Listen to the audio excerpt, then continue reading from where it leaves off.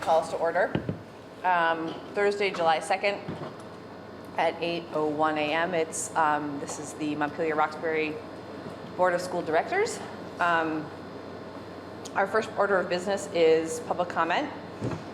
Libby, do we have anyone online? Okay.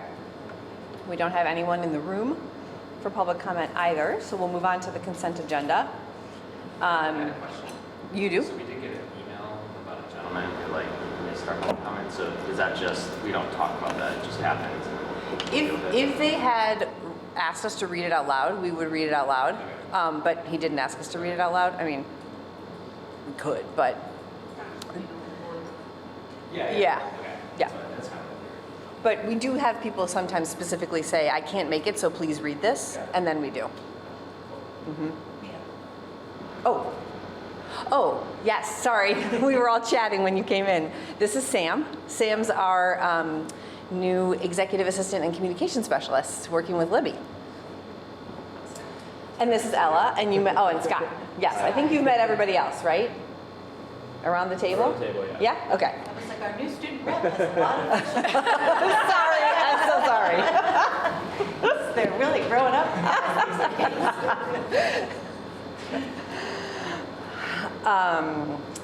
All right, so then moving on to the consent agenda. Is there anything that a board member would like to pull off for questions or discussion? Okay, all those in favor? Aye. Please signify by saying aye. Any opposed? Okay, any abstentions? All right, consent agenda passes. Okay, so now we're moving into the meat of the meeting. And I'll start by giving a little bit of an overview of what we're hoping to accomplish today. Our intended outcomes are more relationship building, which we will accomplish through our brief icebreaker that will start us off, as well as doing work together, because I think that's a really valuable way to build relationship, is in just through discussion and work and decision making. The second intended outcome is to land on the norms that drive our culture and collaboration. And then the third is to have drafts of goals for the 2026-2027 school year, including the sort of assignment of which part of the board is the kind of owner of those goals.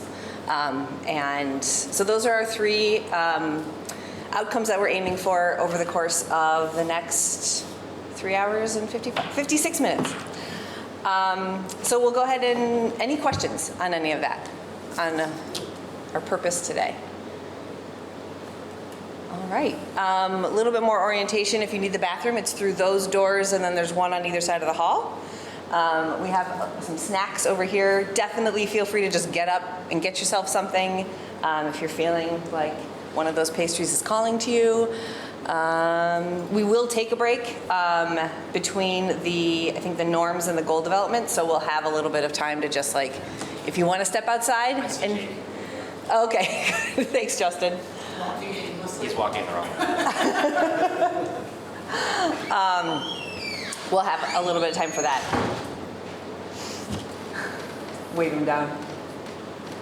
It's very on brand. Yes, just continue walking. He's petting a dog. Oh, that's, But it seems like he asked that man for directions.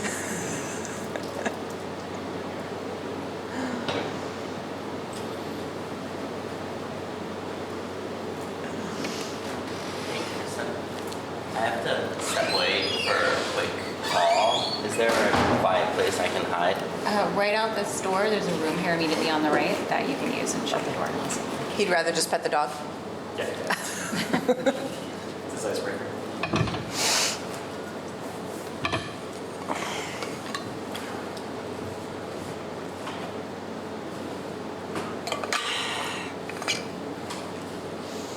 Well, while we're waiting for Jake to come in, I'll let you all know. The icebreaker, don't worry, we're not gonna trust falls or anything like that. Sorry, Justin, maybe the next meeting. No, it's a simple check-in question, but one that I think that folks can have a couple of minutes to think about, and then we'll go around and share, I think more than just the headline, give a little bit of context to what is your why for doing this work? What makes you continue to choose to show up for our district? We did this when Kristen and Tim and I went to the VSBA regional breakfast with other board members, and it was really cool to hear people's inspiration and motivation for serving on the district, for being part of this educational ecosystem, and so I thought that would be a good way to start for us. So, hi Jake, good morning. Choose any seat you'd like. Obviously that's open. And we're just getting started with the icebreaker. What is your why for doing this work? What makes you continue to choose to show up for our district? What's my why? You want to be the first one to go? Am I the first? You can if you want. Yeah, right. Yes. Either $5 in the jar or I just saw my neighbor's dog get mauled by another dog. Oh. That's why I was out there. Yeah. Oh. It was pretty scary. You don't have to be first, Jake. Yeah. You definitely don't have to be first. Yeah, I'll go there. Okay, all right. And there's some snacks behind you if you want any of that stuff. And the bathrooms are just right through there. You just walk past them. So. Is there anyone who would like to go first? And yeah, take a couple of minutes. We'll just, somebody go when you're ready.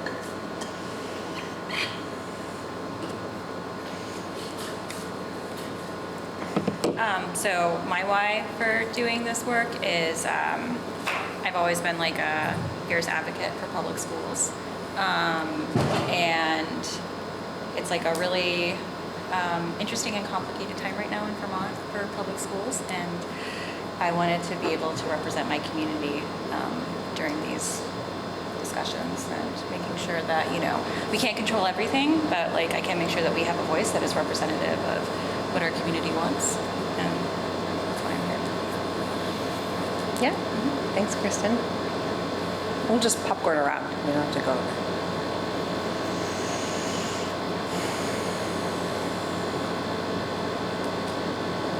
Go first, Scott. I can see it in your face. My why. My mom was a high school biology teacher for 44 years. I have been, I guess education has been in like a part of my life since pretty much the day I was born. I've worked in various levels from middle school. I actually subbed in MSMS for a period of time. Taught in high school, I've taught in college, and so when I think about how I can be a part of my community, school board seemed like a really good way to sort of mix my professional interests and experience with my life experience. I was on the board in Randolph when we lived there in like 2007, 2008. I didn't have kids at the time, and it was a really nice way for me to engage with the community. It was really interesting because people were always like, why are you on the board if you don't have kids? Which was always an odd question it seemed like an odd question to me. So moved up to Montpelier, had kids that were small and didn't think it was a good time. And so when they got a little bit bigger, I felt like it was time to re-engage. And so that was like, 3 years ago? And here you are, stuck with me ever since.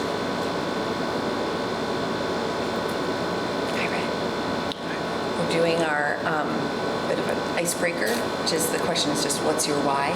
Why do you continue to choose to show up for our district and our students? You don't have to be the next one to go. And also, Sam, meet Rhett. Hi. Rhett, meet Sam.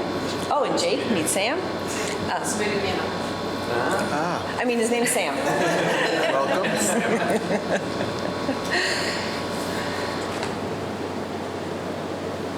I'll go. My why is similar to Scott. I think kind of a lifetime of events. For me, public school in Vermont was a safe place in a childhood that was not very safe. And I always,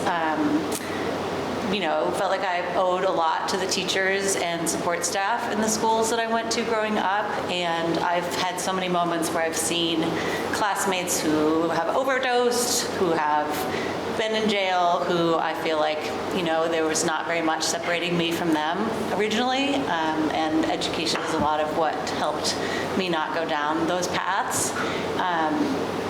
I was a teacher in the Bronx. I was really interested in the immigrant experience in our public school system here after teaching all those kids in the Bronx, and then went to law school to learn more about the big systems. I did homicide defense in law school, and I could really clearly see the line between kids and education and the lack thereof, and gang involvement and homicide ultimately. I could see exactly kind of what those kids probably looked like in second and third grade, and then where they were. And have moved around a lot and have the perspective of different states and how they're doing it and the mistakes they're making. And I think ultimately, as a parent, I want Vermont to be a place that kids can stay and can graduate and come back to if they leave for college, and that there are jobs and that it's sustainable here. And if they do leave, that they're prepared for not only living in a tiny rural place, but also what else there is in the world. I think being from Vermont, you always kind of feel like a foreign exchange student most places that you go. And some of that is good because we have a real sense of place here, and I want to help protect that and also prepare kids for kind of some of the realities that are not here in Vermont that we're lucky to avoid in some ways.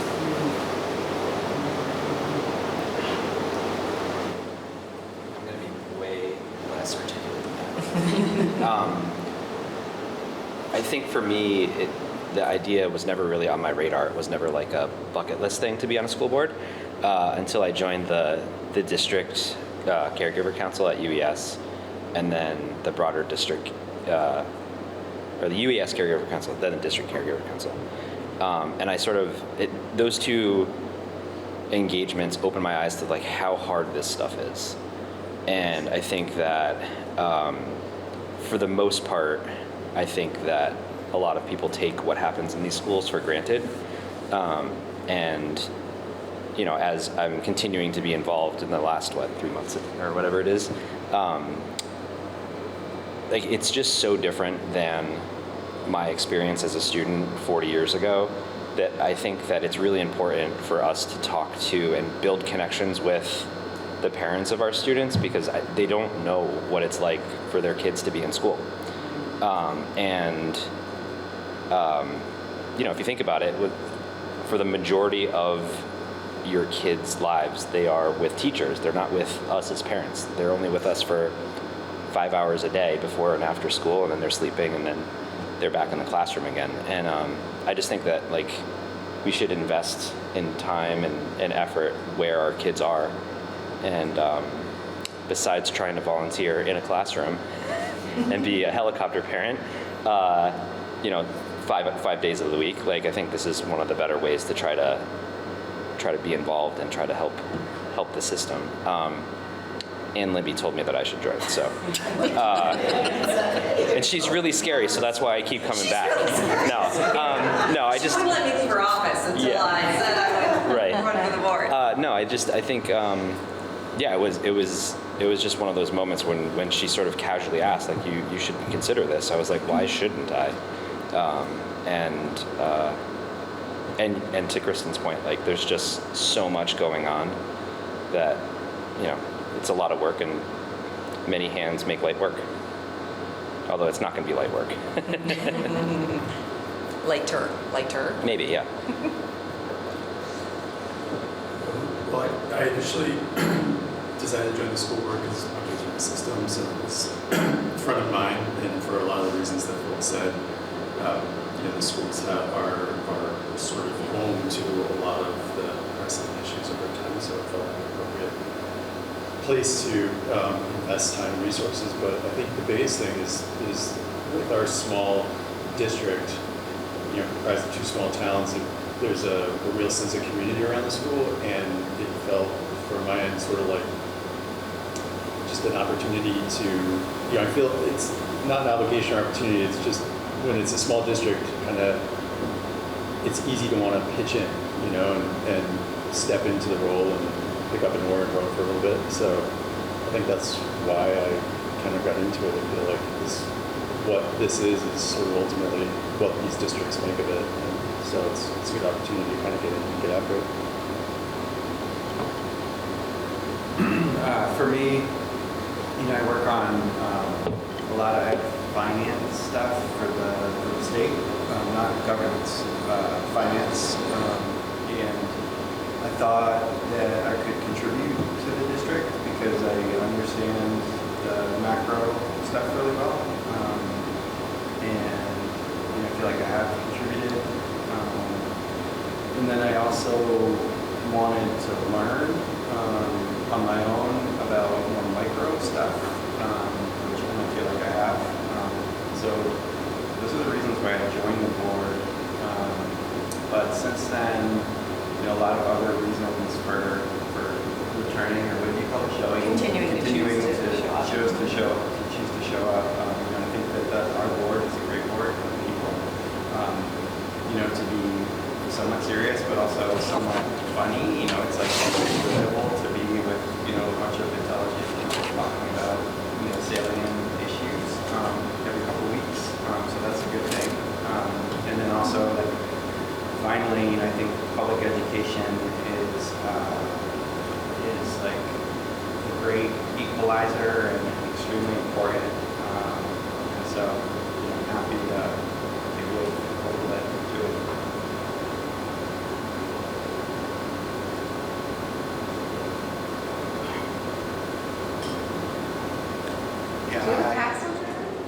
No, it's fun. I got it off yesterday. Congratulations. It still hurts, but it'll get better. It's getting better. I joined the board for a lot of reasons that we've heard. I was a teacher coming out of college. I worked as an IA in Essex for a year, and then I went to New York City and was a teacher in elementary schools for 4 years.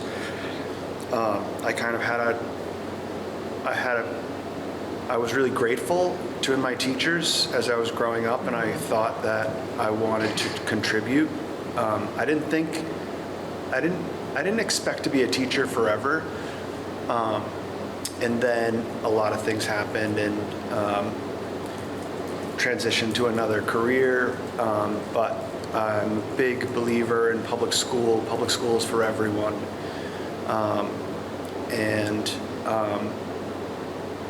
Roxbury is a special little place, and I have the capacity and some flexibility and proximity and a lot of things that I think a lot of people in Roxbury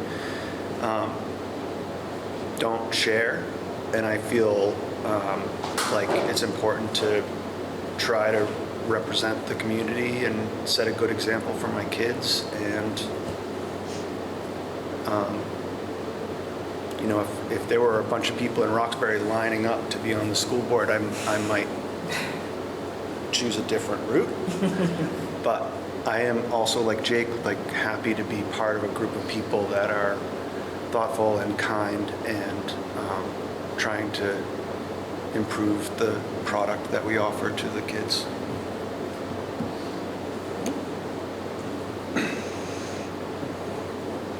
Libby and Sam, what do you The like? school workshop paid me to be here. On a regular basis, and we pay him to be here now to be here.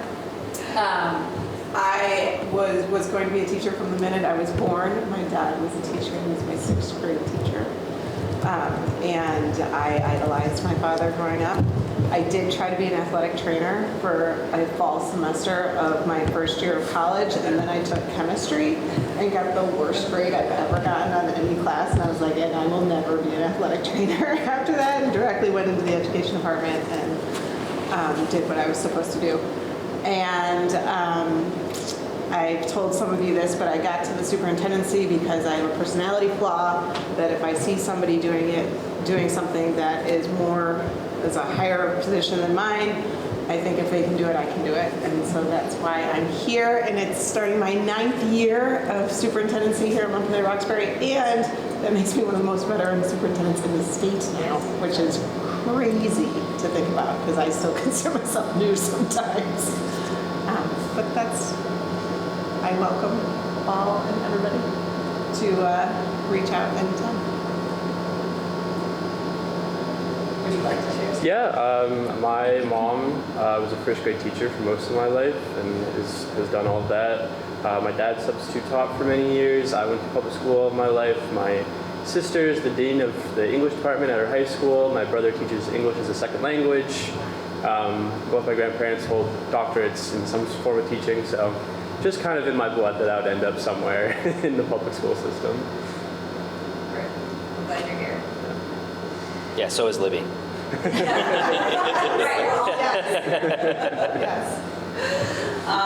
Well, given that I was the one who made this question and I'm the last to go, you'd think I'd have maybe a more articulate answer, but I'll fumble my way through it. I think my reason for being here has shifted over the 5.5 years that I've been on the board in small ways, but the big way is so that we are ensuring that we're serving all kids, regardless of where they come from in life or what their family circumstances are or any of their sort of life experiences, and because I also believe that public education is a great equalizer and that it's hard, it takes a lot of work to make it so.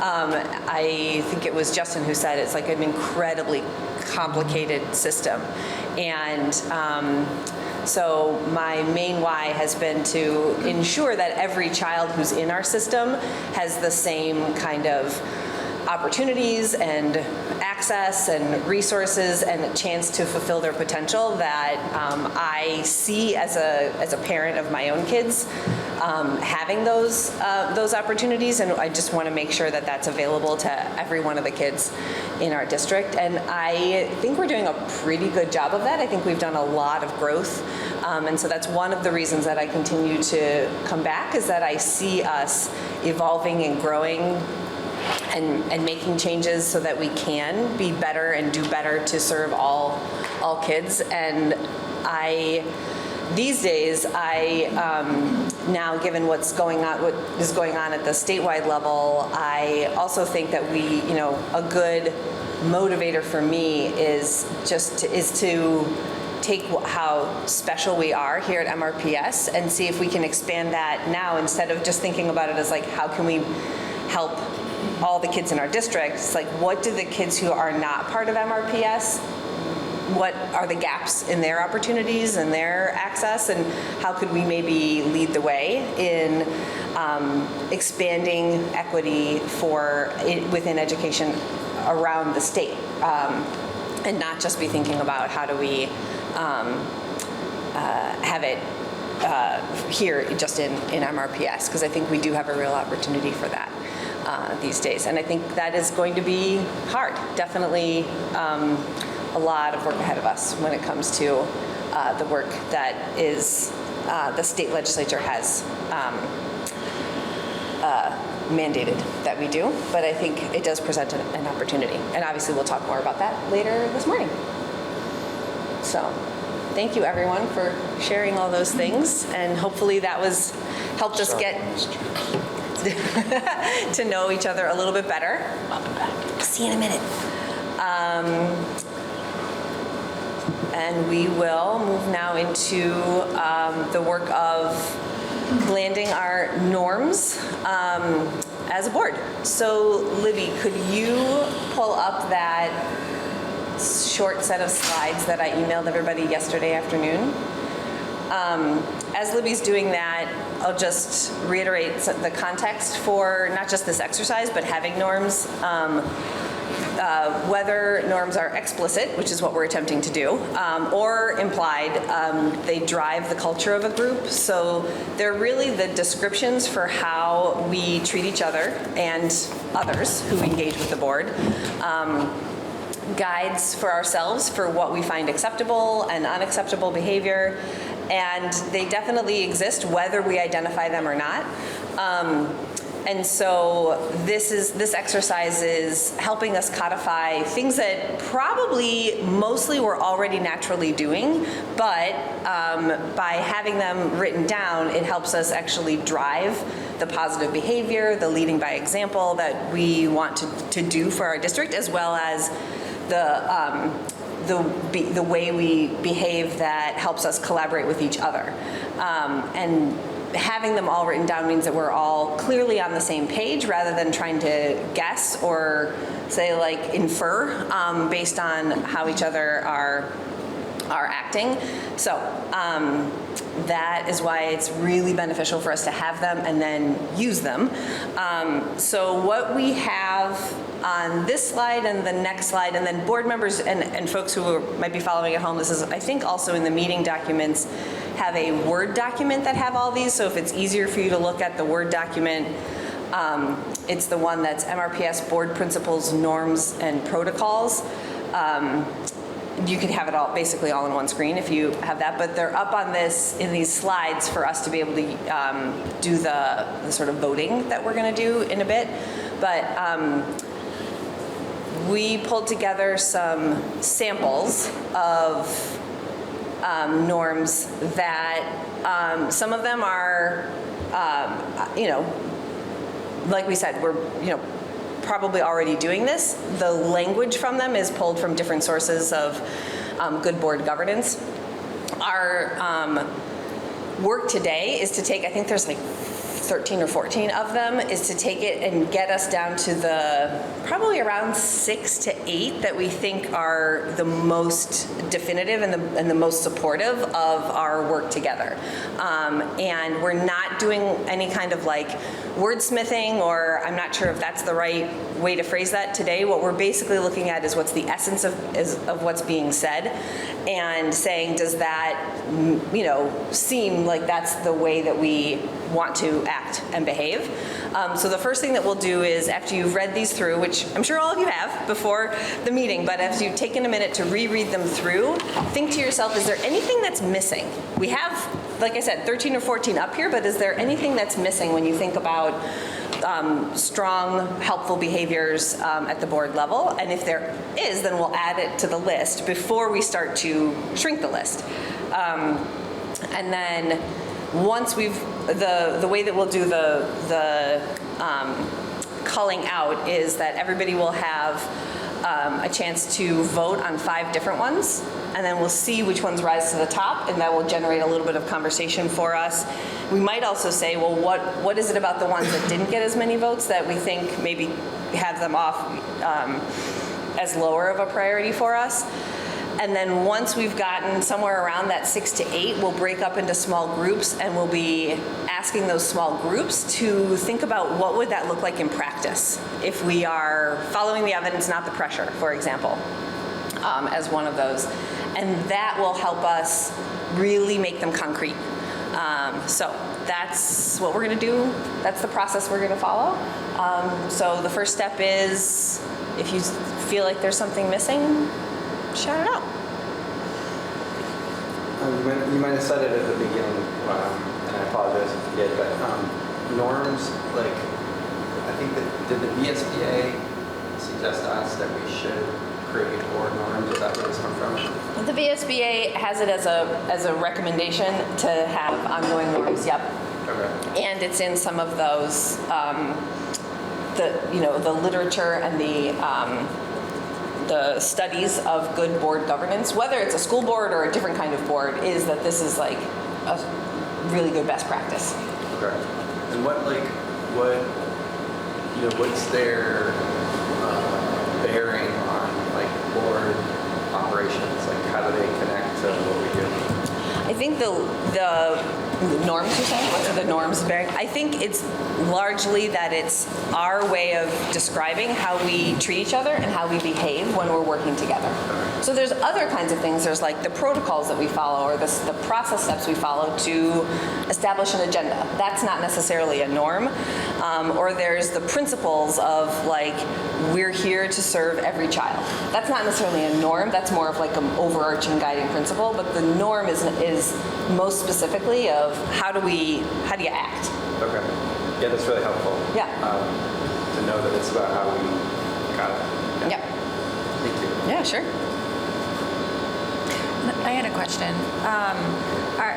So I'm reading one of them about the like what's said in private stays in private and like legal matters, like stuff like that. Like, is that just? I'm wondering if that needs to be a norm versus is that just sort of like the rule of law? I know. Do you know what I'm saying? Yeah. Like, does that have to be within the norms if maybe it lives somewhere else where it's like your responsibilities or your legal duties? So yeah, just curious about that. I wonder, there's a few on here that I wonder the same sort of thing is like, is that, this isn't exactly what you're saying, but it's like, is that so obvious that we have to write it down? Or is it like really just a rule we have to follow and therefore we don't really need to name it as a norm, but it's just like, maybe it's more like a protocol or maybe it's more like, maybe it's in policy, I don't know. I'm not sure if that, this specific example is in policy, but I think I think that is, I think that's a little hard to answer. You're like, because I think you're probably on the right track that some of these are really just rules we need to follow, or maybe they live more in protocol or whatever, but for now we're thinking about them in this context, and I think the best way to think about it is like behavior with each other. And like maybe that one doesn't necessarily fall into that category, but we do want to make sure that we follow that. So then maybe we would want to put it someplace else. I don't know. Okay, thank you. Mm-hmm. Yeah, that one actually I got stuck on too because I feel like we should split it because I feel like the first half of that feels like we don't have a choice. Right. But the second one about sort of like agreeing to disagree when we need to, that's a thing that I think could be a candidate because we could either have a culture where we like embrace and encourage like thoughtful wrestling, or we like want more of a process where we like line up behind a unified message, right? And how we kind of like work in those spaces is, I think, to me, would be a norm. There's another one that addresses that. Yeah, maybe there is. Sides together, move together. Yeah, so it's like, I would say too, we worked a little bit on this. I've done norm setting for bigger organizations and also like nonprofit work. I think about norms also as like orienting to the culture. So some of that would be like new board members so that you don't have to figure it out, like the implied, this is how we interact with each other, to name it a little more. And then some of it too is, a lot of the materials that we reviewed recommend having the norms printed out and like on the table or on the wall during our board meetings. So I think some of it too is orienting like people that are coming to a public meeting or coming for public comment so that they're aware of some of these things too, and being sure that, if there's some that are kind of like required or really important, maybe we want to name those so that people know, like, they don't say, well, you guys just left the room, like what the heck was that? Tell us what you did, and then we can say like what's said in private stays in private.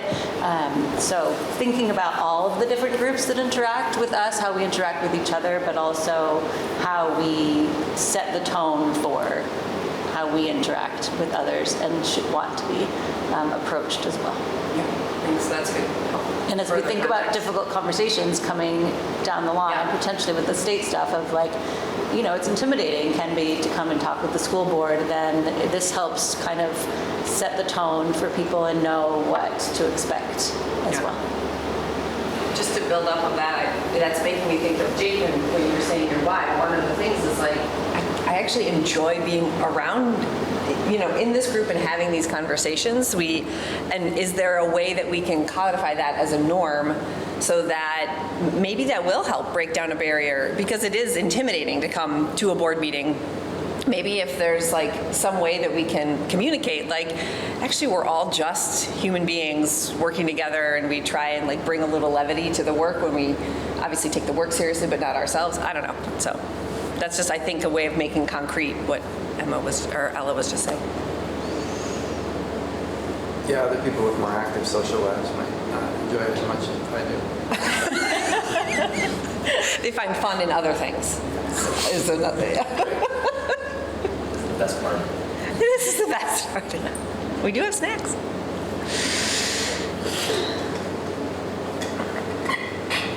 So, yeah, just keep thinking right now what we're in the stage of is there anything that you would add to this list?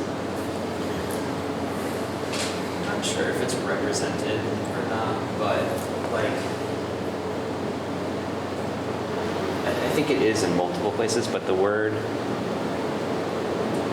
accountability isn't in here. And this is actually something that I'm stealing from National Life, because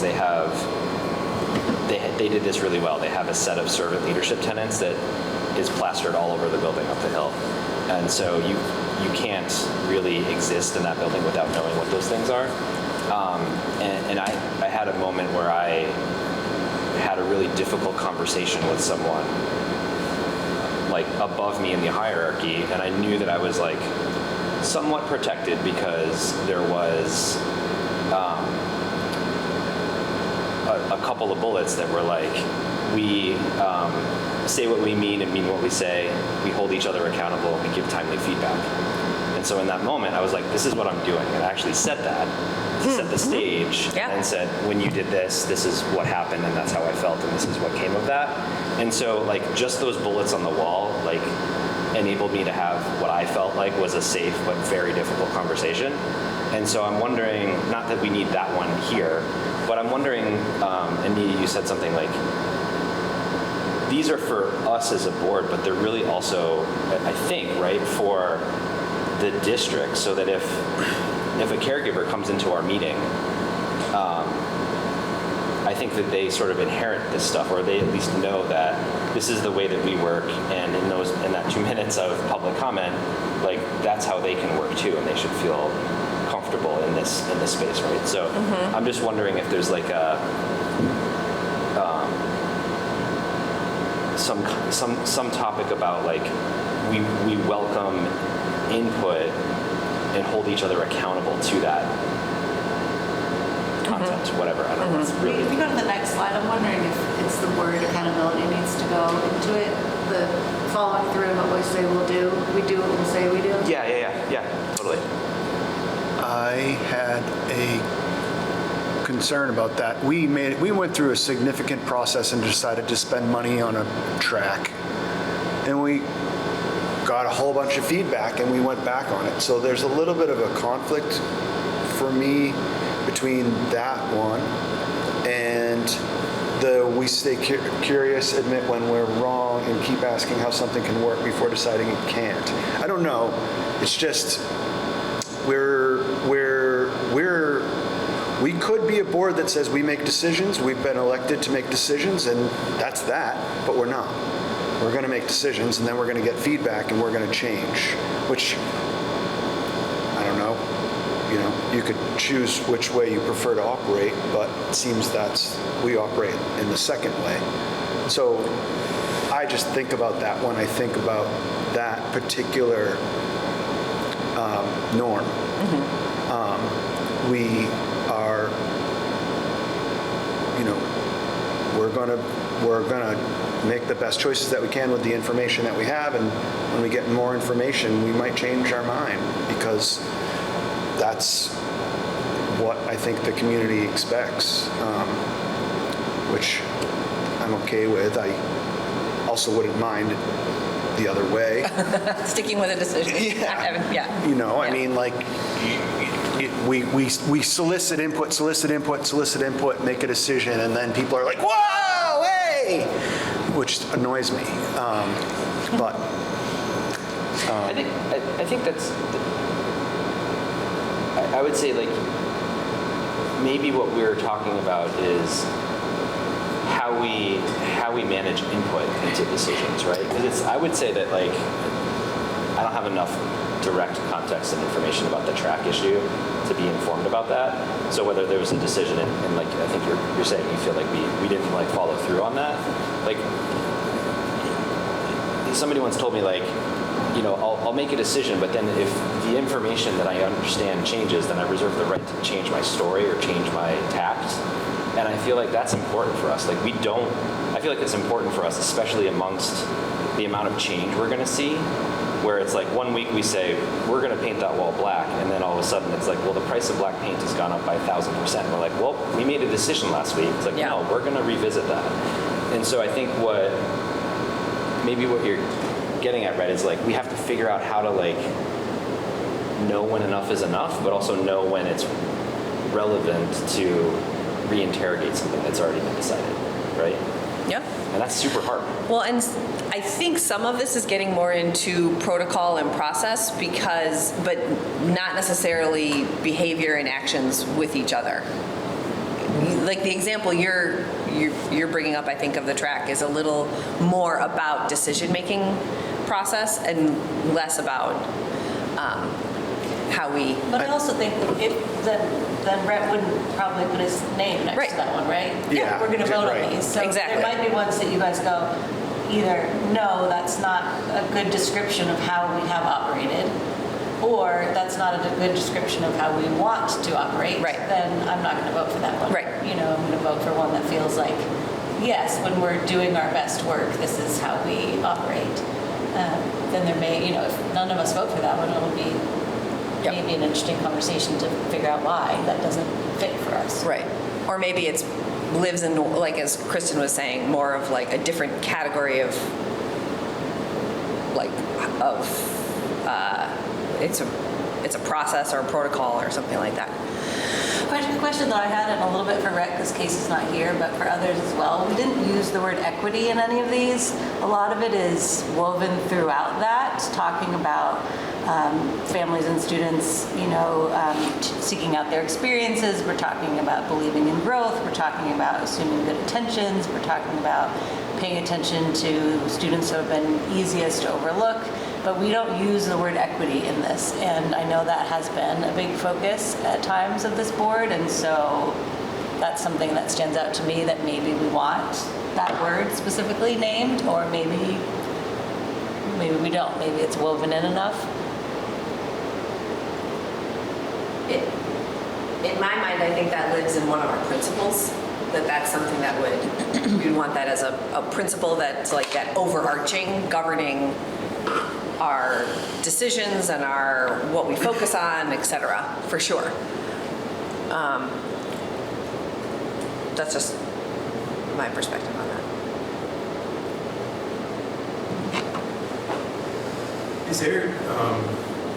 Is there space for like the concept of efficiency In how we act and behave with each other? Yeah, like just we try and keep it moving. You know? Like I mean, like No, this is Jake's social life. He wants to say. Sorry. Make it last. And maybe it's in the do what we say we'll do. I don't know, but I think sometimes you see other bodies that can kind of just circle on issues endlessly, and maybe it's getting to some of the stuff that Rhett was talking about revisiting, but just trying to, because I feel like if you're not an efficient board, you're not as welcoming to others because people don't know where to plug in, don't know how to plug in. Like now might be next time or whatever, but there's one thing that I saw that maybe there was space for outside of this. It was that concept and how we operate. Tim, like a little bit more specific, what would that look like? Because I think like there's an easy slippery slope where it's like, well, we're being efficient, but then to Rhett's point, it's like we're not considering all of it. It's like the opposite of maybe information paralysis, right? And Right. there's a happy medium there. Exactly. So is there like do we want to say we always strive to find a balance between like efficiency and effectiveness or something like that? Yeah, I think that's a good point. Because you don't want to just kind of bulldog your way through something and prevent. Yeah, right. So yeah, it's the balance, and I saw a lot of in the norms openness to conversation and hearing, and which I support and is all great. And it's sort of just balancing, like, how do we do that without necessarily kind of training? And I think one of the most important things about norms is that we hold ourselves accountable to them. You could write the best norms ever, and if you write it and it sits on the shelf, then it's useless. So to me, the one that's about set the direction, trust the team, set clear expectations, and get out of the way, to me gets to efficiency, because it's like we have to be able to say, if we're going round and round and round, and Tim wants to be able to say, hey guys, set the direction, trust the team. Like, I think we've gone over this a bunch. Let's let them run with what the vision is and step out of Libby's way and let the team do it.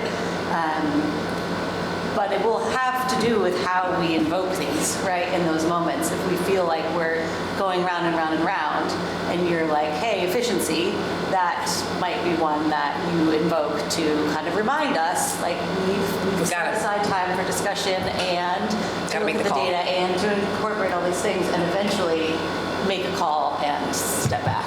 Yeah. But Yeah, that's a fair point. And maybe my efficiency thing is kind of getting down in the protocols level, and as well, like, kind of make times on the agenda, stick with the times to the extent possible. You know what I mean? Like, some of that could be, that's a fair point. That's just wanted to kind of name the idea.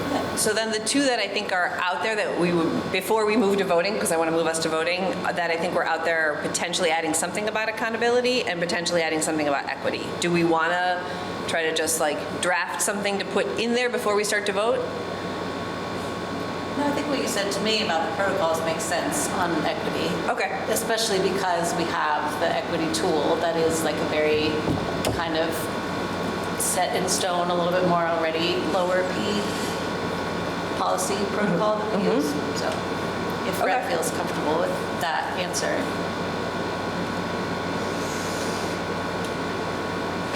And then Justin, how are you feeling about accountability? I feel great about it. You feel great about accountability. I'm I don't know. glad to hear it. In a way, the reason why we're putting these together is to make us accountable or to enable accountability. True. So, not to get super meta about it, I don't need the word in a thing, but I just think it's almost sort of like you want a bullet that says these are the things that we are going to operate by at the top of this, right? And that then sets the stage. I mean, it's implied that we're doing this work, so that will be the case. But it's also strong to be explicit and say, here are the rules of the here are the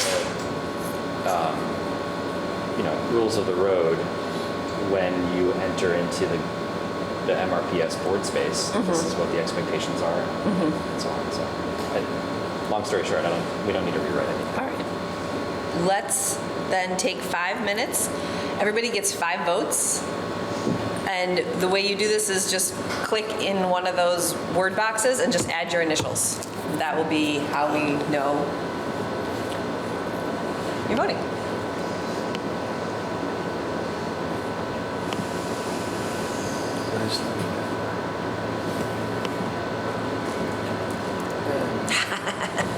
We tied. Ella and I tied.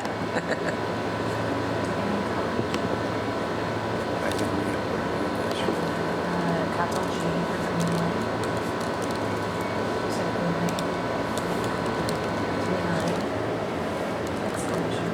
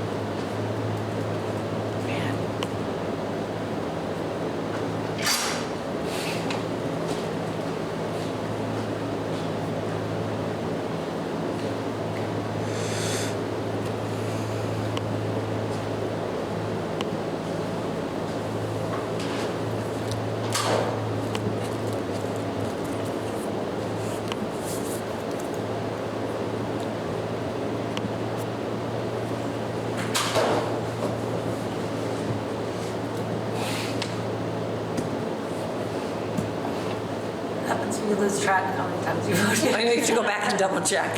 Vote early and often. Right.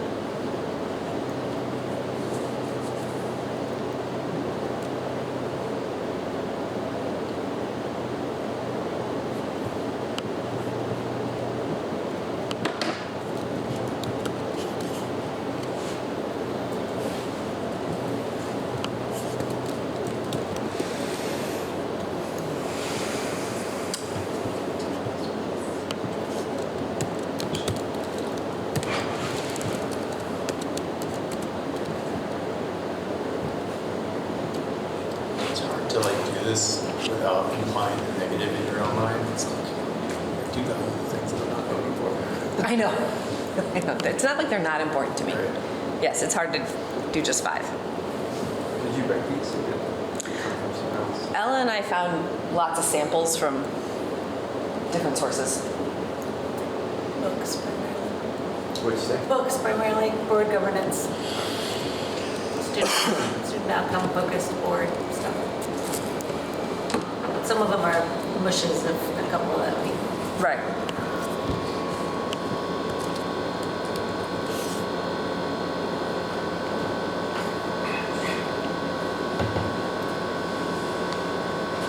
Has everyone counted your votes? Did you? I think so.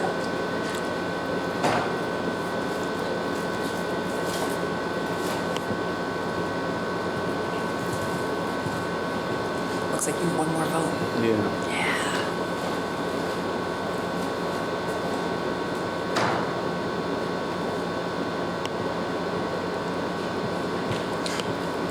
Yeah.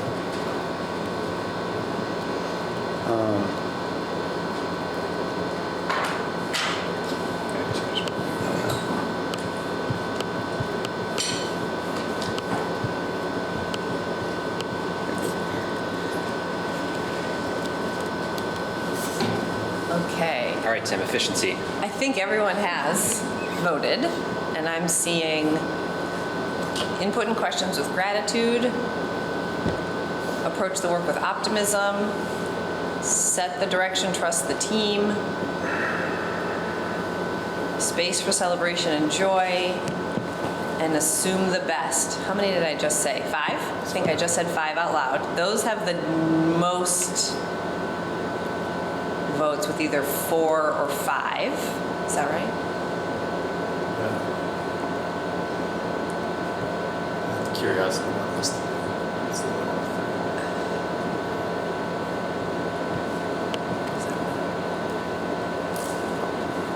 Why can't I find that one? Oh, there it is, yes. Yeah. Okay, so I think this will work. I'm moving on to the 3rd slide and putting the top vote getters. So we can see them all in one place. There. They might not fit exactly, but we're not striving for perfection here. Mia, while you do that, can I say one thing? Of course. So one thing that's interesting to me as we think about any kind of possible mergers, and just as a newer person on the board, the one that didn't get any votes, which is look beneath the numbers, averages can hide a lot. We push past the headline data to ask who's being reached and who isn't paying particular attention to students who have been easiest to overlook. I think that's so interesting. I think it speaks a lot to Libby and kind of the data-driven approach that you guys have.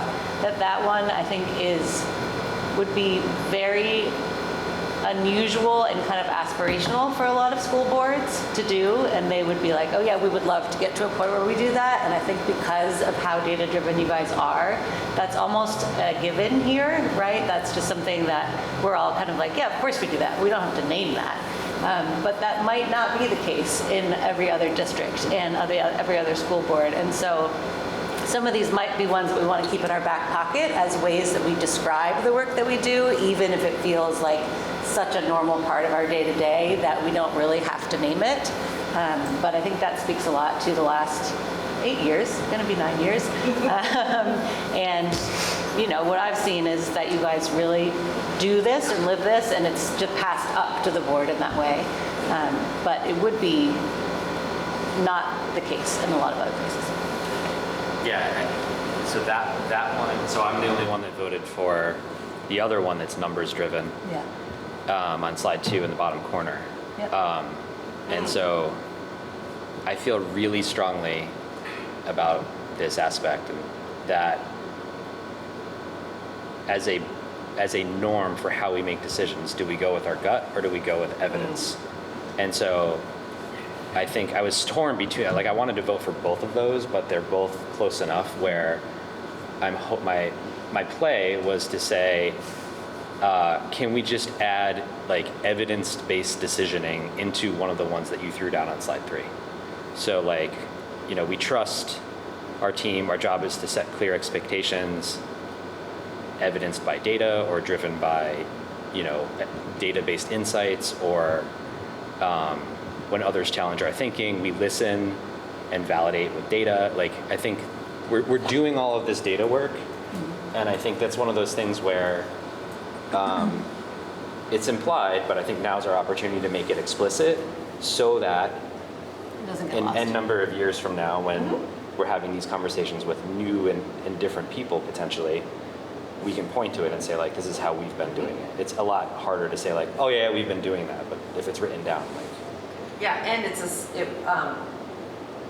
something that, not to bring up the track again, but we probably could have done more of. We did heard a lot of input, and we could have done maybe a little bit more. That was like public comment, like community members really advocating for it, which was a major factor in why we made that initial decision. And I understand that. And I think we could have done a little bit more to be like, okay, well, what other evidence could we look to that would support this decision beyond the public sentiment, which was robust? Yeah. This is one of my weaknesses as a facilitator. I'll tell you all, I like to make sure people get everything they want.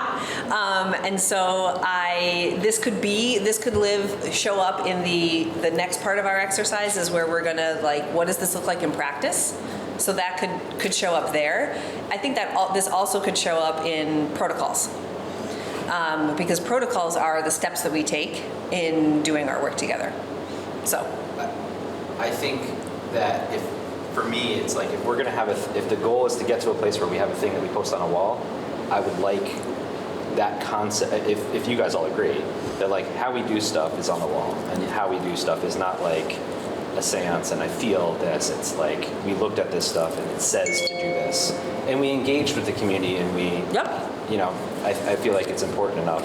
There's an extra box. I second that. yeah, we were saying 6 to 8. We didn't.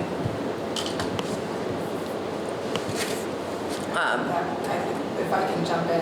Please do. However, I agree with Justin. I think that bottom right, that Justin was the lone voter for follow the evidence, not the pressure. Good intentions and loud votes are not enough, is imperative to how we do the work. Oh, I got a swing vote. Wait, did you move? Did you move a vote? I did. Swinging. I think it's imperative. Where'd you take it from? I reached across the aisle. Celebrations. We didn't even pork barrel it and add it to something. We just. Hold on. Here we go. When those loud voices come, we know that is really hard. It is really hard. And to not amplify, like when we're hearing two loud voices that are really loud, but they're two out of 1,200, like you gotta. Don't keep the pressure. Like right now? Right now. Right now. Totally. Well, let's just see. Let's look at more other evidence. There are other ones that got 2 votes. Listen first, then lead. Be humble. Sorry, Tim, you were the lone voter on high standard of integrity. So, just very briefly, is there a case to be made for we are humble and listen first then lead, or are those woven into the ones that are already on the third slide, or? I think what I liked the most about that one, and it came from one of the books that we looked at, was Stay Curious. Which one? The humble? Yeah. Yeah. The line that I like from that one is, we stay curious, admit when we're wrong, and keep asking how something can work before deciding it doesn't. But I think the essence of it is reflected other places, but I like that reminder to stay curious, Yeah. because that's what we ask our students to do, and I like Teachers. and I like the continuity from like preschool to the superintendent to the board, that we want that kind of curiosity, but Yeah. Can we jam those two together? The word curiosity is in one Yes. that made it through. right, yeah. Which two are you saying? Like, to Tim's point, it's like when you look at one that you didn't vote for, you're saying like, well, I don't believe in that. It's like, so I wouldn't want to leave the room saying like, we don't believe in holding ourselves to a high standard of integrity. Like, of course we do. But I think like those two boxes where it says like, when we fall short, we say so and we fix it, is similar to we admit when we're wrong. And, you know, admitting when you're wrong is a form of integrity. So it's sort of like baked in there. But could we use, you know, we stay curious, we hold ourselves to a high standard of integrity, and we keep asking how something can work. You know, just it's a vocabulary switch maybe. I know we're not supposed to be wordsmithing, but Along like the, we make decisions, like we approach our work with optimism, we make decisions from a belief that people can grow. Aren't those very, I mean, they're Yeah. kind of interchangeable, sort of.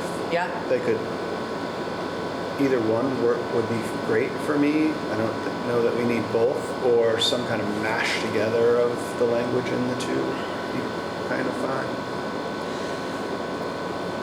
Yeah. But what I hear Justin saying is that the humble one and the high standard of integrity actually have similar themes. Or did I misunderstand what you were saying, Justin? No, they do. I mean, all of these. There's a lot of. Yeah. They're not mutually exclusive. I agree. And so, but I think like if when I close my eyes, it's like, okay, that one means this one word, that one means this one word. Yeah. And I feel like that's how I'm rationalizing. Yeah. So it's like we want high standards of integrity. We want to be curious. We want to be humble. We want to be optimistic, right? Like that's how I'm looking at these boxes. So here's what I'm going to suggest, is that we leave it at the 7 we currently have, and then we're about to break up into small groups, and how exactly we'll do, maybe we'll do, each group gets 2 of the 7, or roughly. Whoever is in the one that has the optimism and belief, and maybe, yeah, we'll see what you can pull from the ones that are left behind Yeah, that's what I was in gonna say, yeah. language, and do a little bit, you know, see if you can get it to reflect what we've just said in this conversation. It doesn't totally get the standard of integrity, the high standard of integrity though. So I think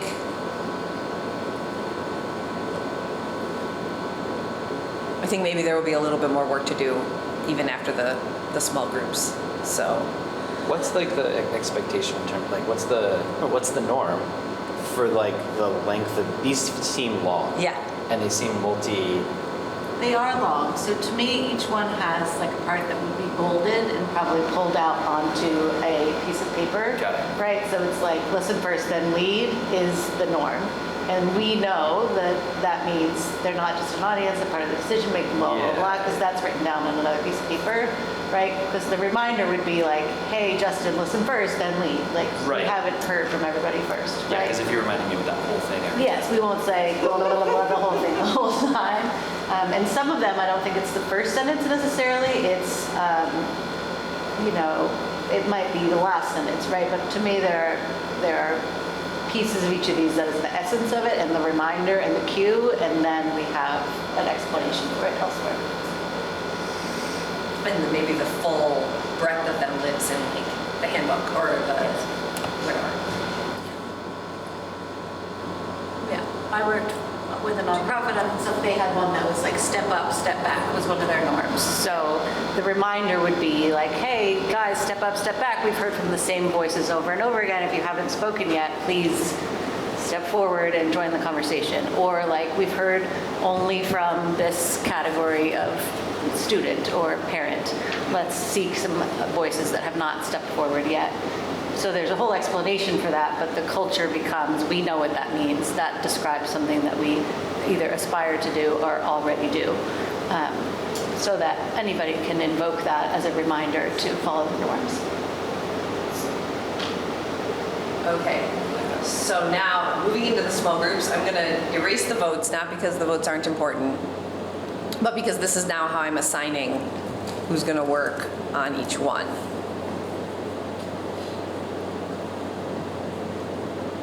So Tim and Jake, you're pairing up.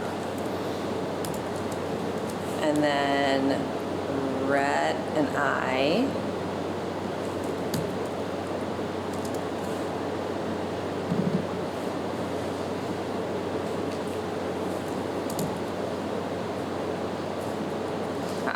You're already there.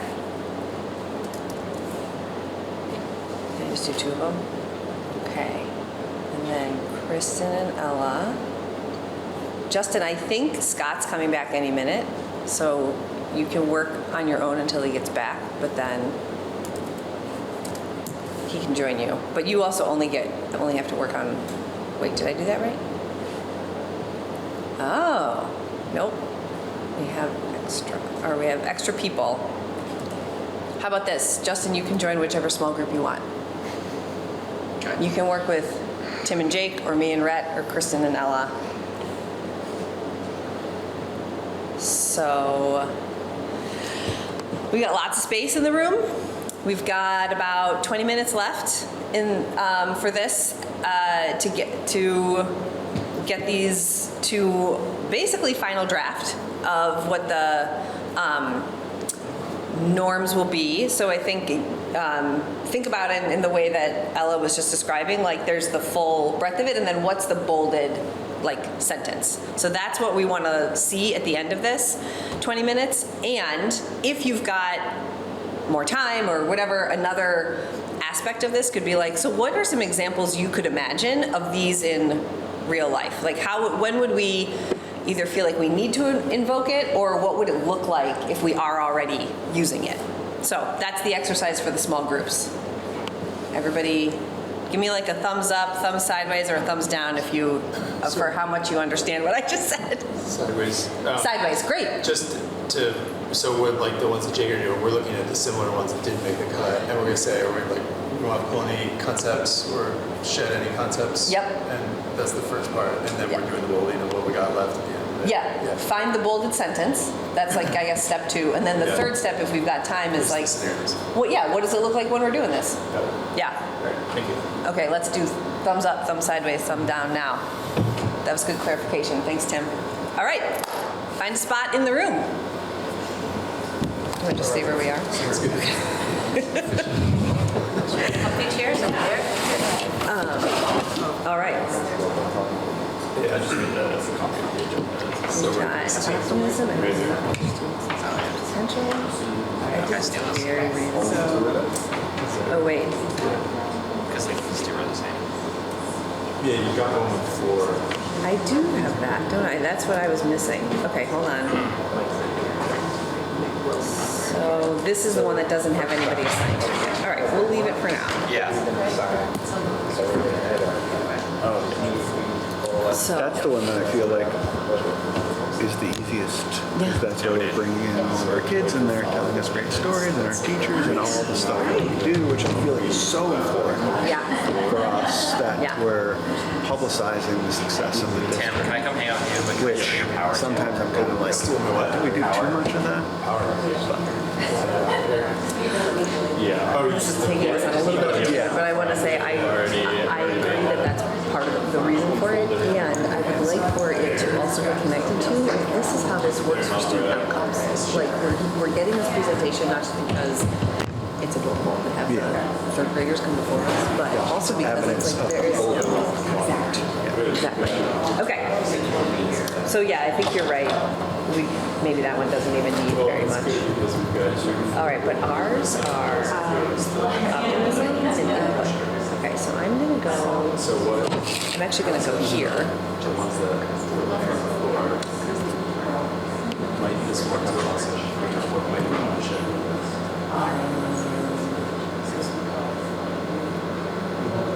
Yeah. So I will find it easier to edit these in the Word document. So it's these two. Okay. Is there anything that we would want to add to the input and questions of gratitude and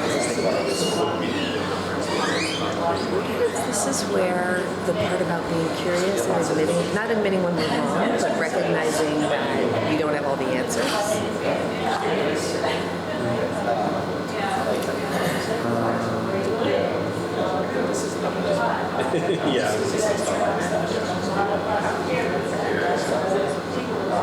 Which is sort of captured in our other talk, right? We bring input. I mean, I don't know what more we want to say.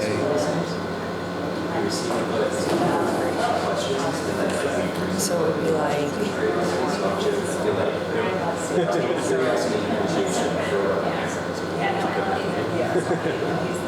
I think we did not vote on humble, is that right?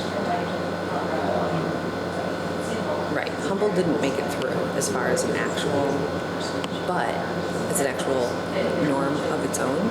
But we approach our work with optimism and a belief in our students and staff's potential. We stay curious and admit. No, say knowing we don't have all the answers. Maybe it's just that we asked to see the data. What's the word?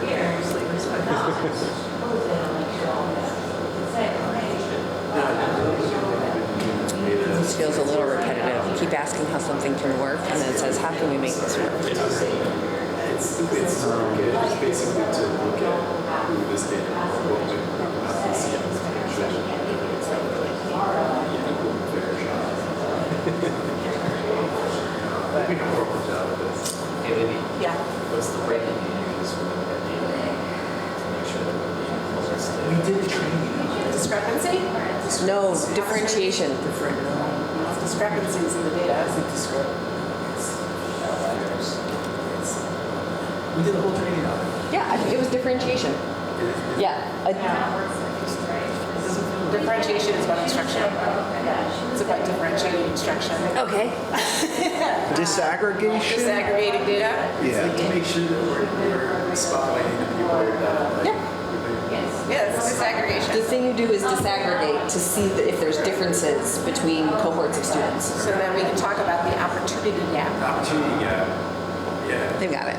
And also Nick's going to be here, so we could Yeah, next can comment. plump him for. Yeah, exactly. Because that's something that they can like.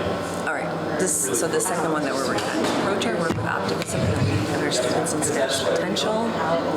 So we asked to see. Okay, here's the thing. I really love the idea of staying curious, but I think that these first two sentences of this are saying different things. Right? That ends on my board as the agendas. What about like we take on this? Being optimistic and How being can we curious make are this two work? different things. How do How do we make this work question? I don't know that it needs to be. That's when I started, so I This one? I started probably Like this? Get rid of that? Yeah. These are all the agendas, so like. And maybe we make decisions based on data and a belief that people can grow. We'll go through this first one, the first board meeting. I don't know if that brings in too much of the data part. These are the public-facing documents in this folder, so I made a folder of all the documents, so it's got. Based on, we say evidence? Sure. All the minutes from committee meetings. I feel like this one's still doing more work, like covering all, Too much. lots of things. Usually the presentations. I mean, I know I put the curious in here, but I don't know if it actually. Directly connected to our source. Wait, Website. I think actually curious belongs in the first one, like this. May 20th, pull up meeting documents. It's in this folder just for public viewing. Yep. So that means Can go here. during or whatever, I will just automatically. Yeah. That makes more sense. Sure. I mean, and I think that you can eliminate pushback as a gift, not a threat, because you already say without defensiveness. It's in the agenda, yeah. right? Like, that's a living Google Doc, and so we'll just update as we. And that staying curious, So. that seems good. I think we could.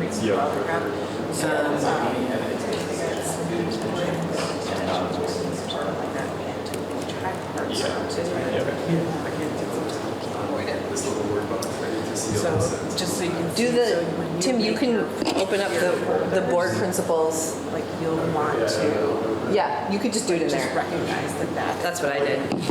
right? Like, it's live, so you want it to be as and then the board also.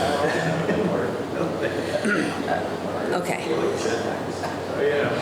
also. Are there any other pieces of So, if I want the same board meeting, the board gets me, like, kind of, they also get anyone who's resigned or a new hire. So it's interesting. Kristen and Ella are doing Under call to order or under. have a similar thing going on with the one they're working on, the hard questions and anyway. Can you give him access to that? Oh, sure. Want to put Sorry about that. You know, so I can find the words from different documents, like Cecilia's such and such. Like name and title, basically. Yeah, was hired to replace this, you know, kind of thing. Yeah. So. Is there one of these that wasn't assigned? Makes these for celebrations. Yeah. And so what I did was when I got those was to, if it was a public facing thing, put it into this folder. Yeah. And then download the PDF. It seems like it's double dipping. Yeah. And it is a little bit. Oh, high standard of integrity. The other thing following we do, this is what we're used to. Yeah. I think we've got that too in the admitting when we're wrong. And that we could just board email or Receive input and questions with gratitude and openness. because it is a lot of extra. Or the other thing that was really nice that I discovered, because it's like so much to remember now, is that they're a nice double check. Yeah. Yeah, so through that door and then on the left-hand side. That's how I did it. I just put it. We're right gonna do into that folder. 5 more minutes of this and then come back together as a full team. So you make differences your attention's not there. There's just gonna be so much information coming at you, like, that you want to really figure out how to organize it all. Yeah. So I didn't put any crap. So like operations I would just put it here, Yeah. which was my third check of like, these are all the things I got after the last board meeting. Yeah. You can this board packet. So it's just another way for you to check it. But again, the problem with the organizations is Yeah. Yes. That's the good. the amount of documents that are going to attached are like, what? Yeah. In the public, you just need to know where they are. Yeah, okay. Yeah. So you need that. And I don't do that. Yeah. Like once, Yeah. once we did a couple board meetings, Yeah. once you say to me, I'm I'm ready to good. go, Yeah. then I won't do it at all. So even though I'll get them in my Yeah. email, like I won't check it. Yeah. Yeah. So just be thinking about how you're Yeah. gonna do that. Yep. Makes sense.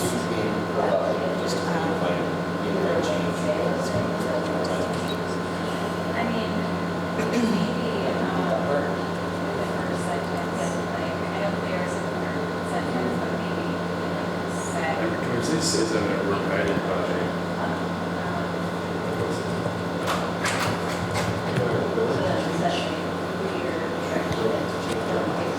What about with the will? Is that expectation? Yeah.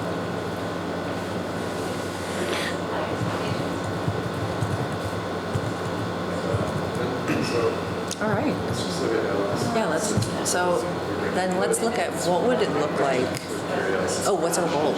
What's our goal? I mean, so this seems to be, so that's. Do we want to just have a little curiosity to it?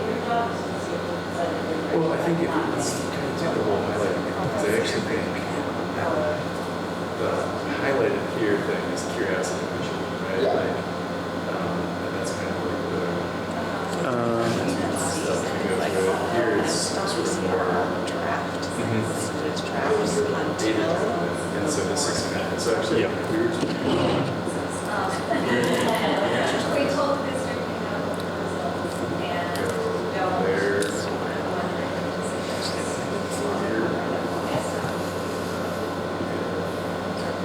Do it, Justin. Evidence-based decisions. Yeah. Integrity. I promise there's a graph. That's right now. I promise. Good. What about those things? What about leading evidence-based decisions with your curiosity and appreciations? Because I think this goes more to like how we first This the second sentence here, we make decisions based on evidence. We look at people's bureau. I think it's going to be almost like exactly the same as one of the sentences in there. Yeah. So we can I think the appreciation. clean it up later. I mean, we could make it say we believe in our students and staff's potential as the bulleted. What should I pull? I don't know if that means we would take out the optimism part. I don't really want to take out the optimism part, but I mean, I think we can. I think if we're imagining what would just live in a board agenda, like this could just be it. Yeah, sure. Yeah. Yeah. and then the first sentence of the one before. Yeah. Like if you think about how Ella was saying when you use it, like you'd say a sentence out loud. Like, oh, Tim, don't forget, we make our, we approach this work with optimism. He needs to be reminded of that sentence. No optimism. It isn't mine.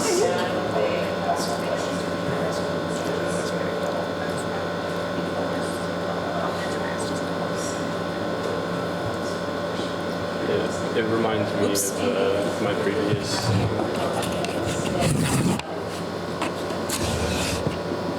So you want this will just be these Yeah. sentences. I think we're going to end up with a lot of overlap. Because now there's, we seek input and ask questions with curiosity and appreciation is almost the same as we receive input and questions with gratitude and openness.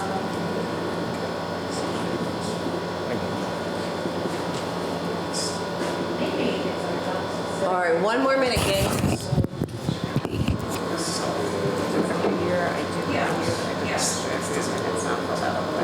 So every year I do board Oh, I did. Okay. Okay. So this is just the work plan, and it will get filled out as You totally changed the definition of yours. That first one? kind of like the meeting. Oh, But it is as an ethic. okay. Because now we seek input and we receive input. But the way it was written before was we bring input and questions. It's not that and so they have to, they can't. Like as board members, when we bring our own input, whereas, The heads are up, they can't do. you know what I mean? We say, can we just say we So approach yeah, our this is just an work with FYI curiosity? for the whole board. They don't have writing access on it. I think I like how they're separate.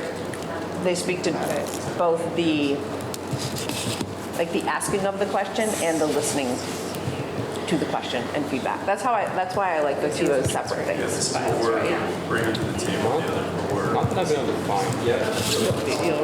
Okay. So that now reflects that. Are we cool there? I feel like needed grammatically. No, that's fair. We could even change ours from receive to seek. Sure. Provide input and ask questions with curiosity. I like that. I like that edit. All right. How you doing?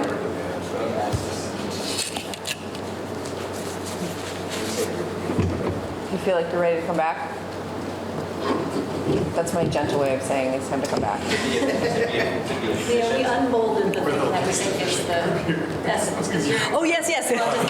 Yes, great. Okay, that's a good way to approach it. I'll do the same thing.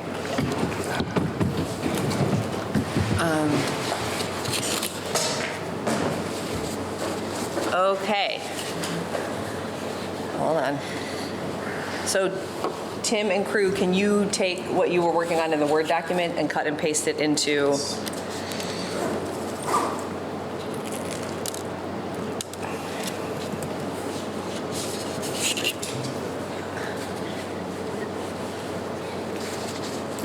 How different did it get? Oops, wrong one. That's okay. I can change that. The phrase you guys use, endless potential. Limitless. Limitless. Limitless. How can I go in there? Limitless potential. I don't believe we use the word potential. Futures? Limitless future? I think it's choices, limitless choices. No, but I've heard you talk about potential. I actually don't talk about no, potential I do that not much wanna do that. because I have found that educators like to define the potential for the students themselves. And that limits their potential when we do that. Okay, great. I think I did it, Tim. It's like Bruno. Just There shall be no potential on the school. okay. This is funny. Libby, could you bring the slides back up? Yeah. On the main screen, please. So I'm just going to get rid of the initials. So Kristen and Ella and then Rhett and I did the reverse in terms of the formatting. I'm going to just, this is confusing me, so I'm going to change it and go back to, hold on. You want me to be on this page? Yes. All right. It's a little.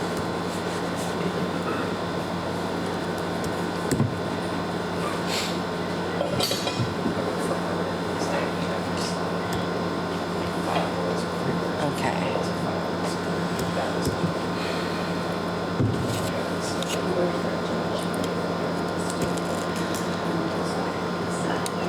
Oh, that is correct.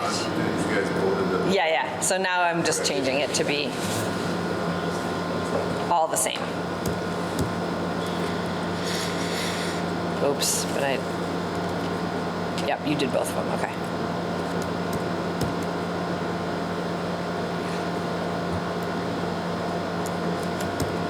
Okay, this one I left unassigned on accident, but Wait, how is the middle box and the upper left-hand box? That's amazing. What? yes. So that all counts. Clearly that matters to us. They're slightly different in that there's optimism, which Tim didn't want to talk about. There's optimism in the middle one. Trying to be efficient on steal you. Yeah.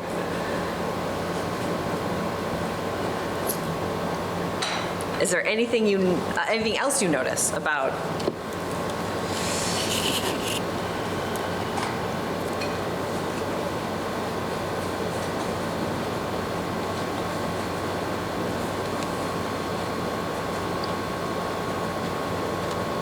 I think there's a lot of overlap between the top and the bottom in the middle. Oh, Libby, will you hit refresh on your page? Because now there's slightly different formatting. There we go. You just make that top box Yeah, I think I just need to make it a 12 font probably. Oh, it's a little too small now. Sorry, we'll blow it up. Yeah. Let's see if 13 works. There. What I notice about these in light is that it feels like the protocols flow really naturally from this, because this is starting to describe an approach to how we look at problems, how we look at data, voices that we need, input we need, efficient decisions that need to be made ultimately, Tim. And so He's laser focused on the screen right now. I like that for the next part, the protocol part. Oh, And I think it reflects, the focus on data and accountability, and also I like that there's the celebration part and sort of that growth mindset is reflected in a lot of them, and that we're not just waiting for some sort of adult-imposed finish line to celebrate. I feel like our second one there, that we provide input and ask questions, curiosity and appreciation, can be like woven into the others. I feel like that's clear in welcoming hard questions, seeking input to questions, gratitude and openness, approach our work with optimism. I feel like it's in there a lot. I just didn't know if that's. Yeah, I mean, I think it's fine either way, but the difference I see is that one speaks to us acting rather than receiving. The top and bottom in the middle, seek input and welcome hard questions, I think are more about us as an individual on the board, like Ella asking me a hard question, and as a board, like the community asking us hard questions, which I like about it. And then it's like the one that you pointed out, Tim, that we provide input is like me saying something. So it's like a reminder to me that when I'm bringing input, I still want to be curious. that's fair. And have appreciation.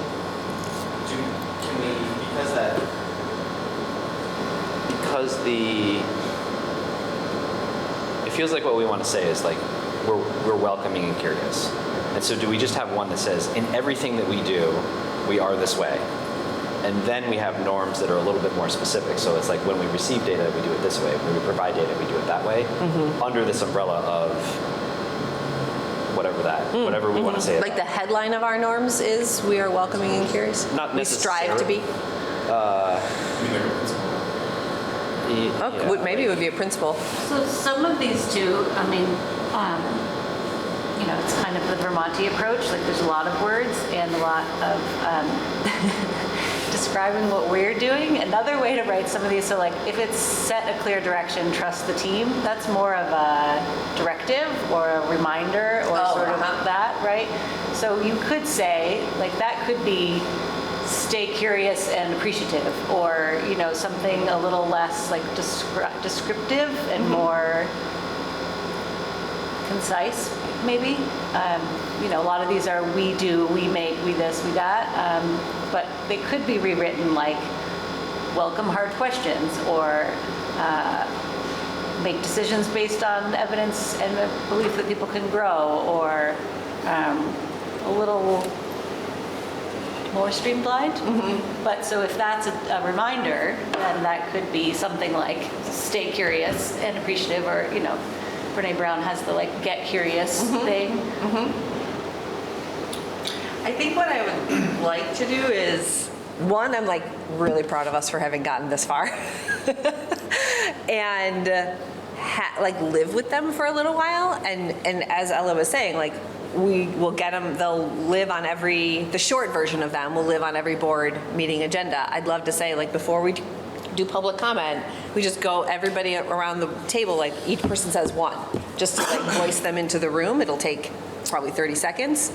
And then at the end of each meeting, we're going to, I will need people to help hold me accountable to this, do a very quick, like, how do we do at living our norms during this meeting? And we could do a simple, like, 0 is, we did not do that at all. We really fell down on them. And 5 is like, wow, we did amazing at it. So those are the ways that we would like live with them in board meetings. And then, maybe after 6 months, we're like, yeah, we don't need this one, or this one, let's reword this one a little bit to help it be more clear for us. But I think let's live with them as we have them for now, because we have definitely done some really good work with them. So thank you, everyone. If I could, just when I'm hearing Ella say, these look very Vermont-y,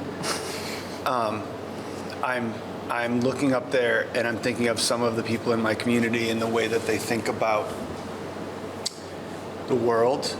And I'm now starting to see like land acknowledgements. Sorry, what? Land acknowledgements. Just, you know, when you're saying we as opposed to a different way Just of be saying directive some and of these do it? things, yeah, it might be more palatable to some members of our community if it wasn't looking like a land acknowledgement. Like, we acknowledge the Abenaki were on this land and we appreciate their stewardship of this land and we are stewards of this land and now we can commence with our meeting. Yeah. Which,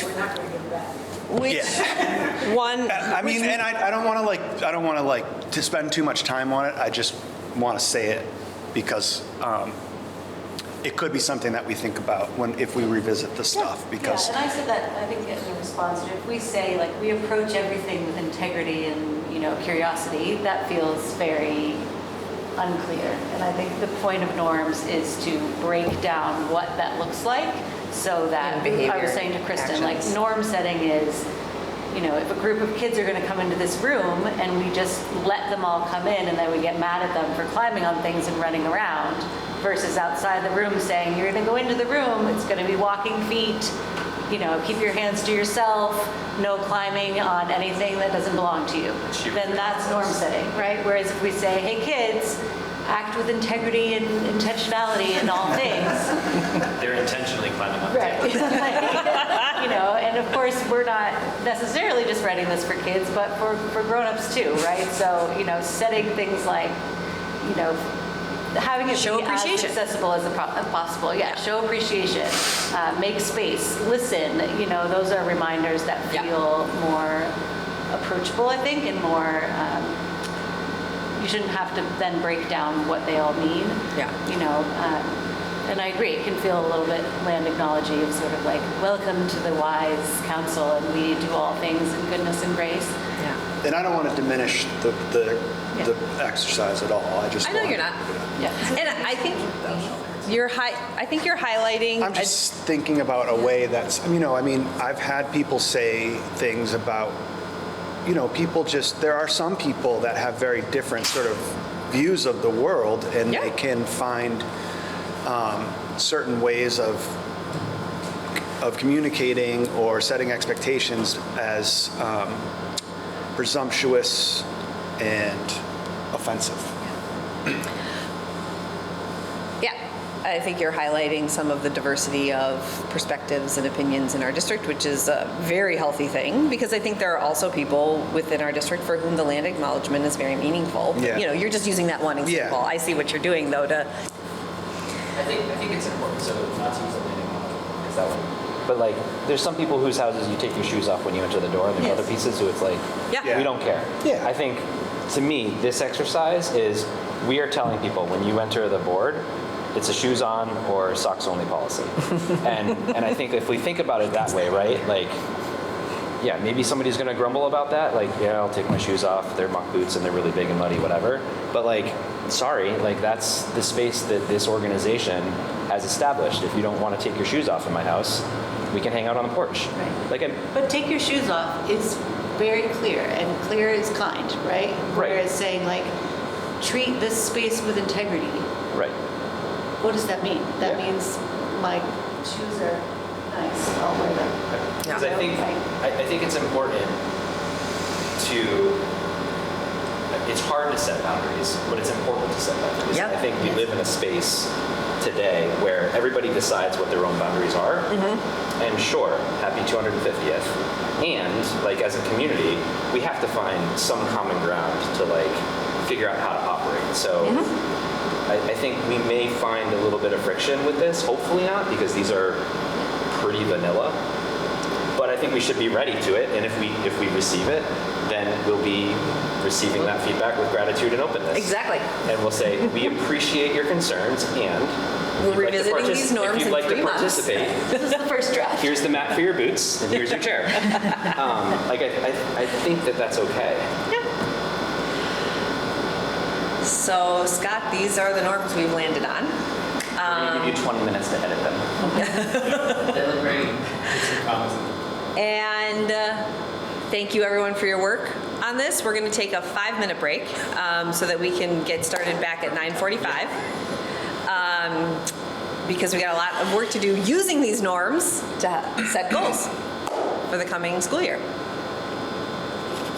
You can use your break to sit right where you are, or you can get up and move around and stretch. We are back and ready to roll, and I'm handing it off to Justin to walk us through setting our goals. Sharing is not turned on. I'm sending a request. I need to be able to share. Okay.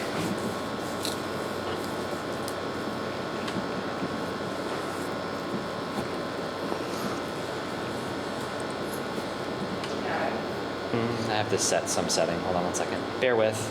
Hold music.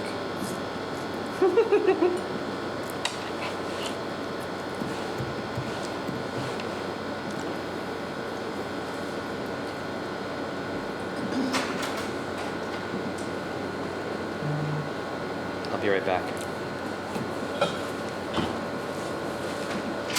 So, did everybody get a chance to review the content of the survey? Yes. Yes. Okay. Justin, do you want me to be your camera? No, I just have to come back in. Libby, that picture does not look like you. Really? No. My husband's Okay, I'm back in.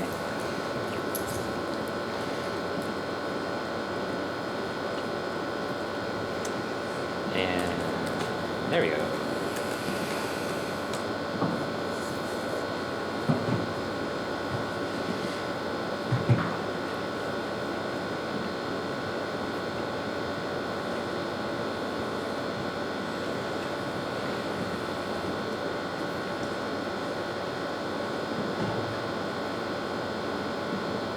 Okay.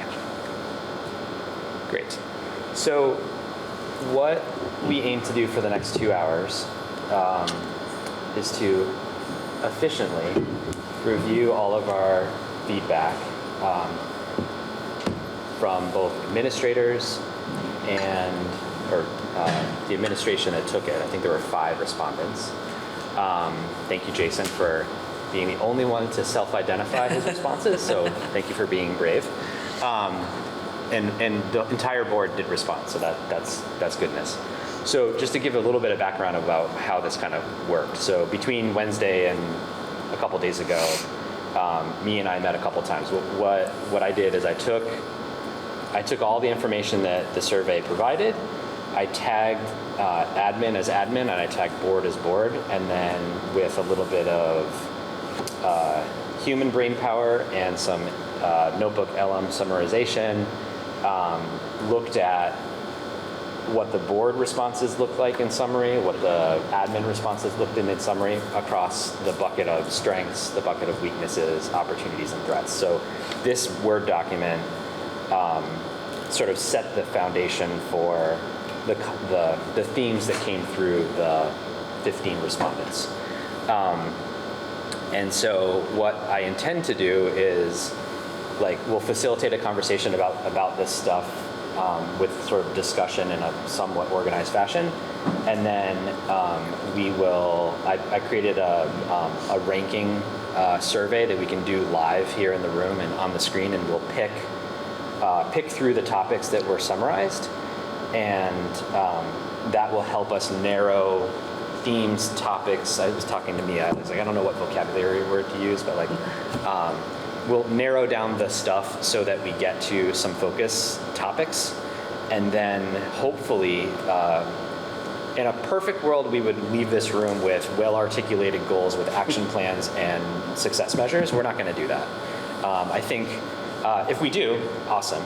I think to me, success would be is that as a board, we narrow down our focus and at least know who's walking out of the room with the accountability to follow up and think through this stuff. And I think the objective would be that we each assign ourselves, or each are tied to some homework assignment between now and, I want to kind of say, Libby, maybe the second board meeting in the fall, because who knows what's going to happen between now and the first board meeting. There might be lots of business that we need to take care of. But early in the board session next year, we should be able to review the next draft or iteration of these, such that we're in a position to say, like, yeah, these are our goals. And how that comes to be will be part of the discussion today. I don't necessarily know that there's like a clear path yet. So before we dive in, I just a little bit more about the framework, just so you guys know kind of how I attacked it. So when I was summarizing it, summarizing was pretty easy, but I also thought that similar to the norm we just talked about, like we look at the data from multiple angles. So I provided like what the most common theme was, just so we all have that as a reference point. But also at the bottom of the document, there are some unique insights, which I think is important for us to look at. So, there's what, 12 of us or whatever the number is. We don't all think the same way, and in some instances, some of us had like some really interesting, inquisitive sort of points, and so I feel like it's important for us to sit with that. I also worked to try to summarize where throughout the survey results there might be tension or discrepancy. Like one person feels strongly that this is a benefit, one person feels strongly that this is a challenge or a negative, and just to give us a little bit of space to sort of like think about that and see like what is it really.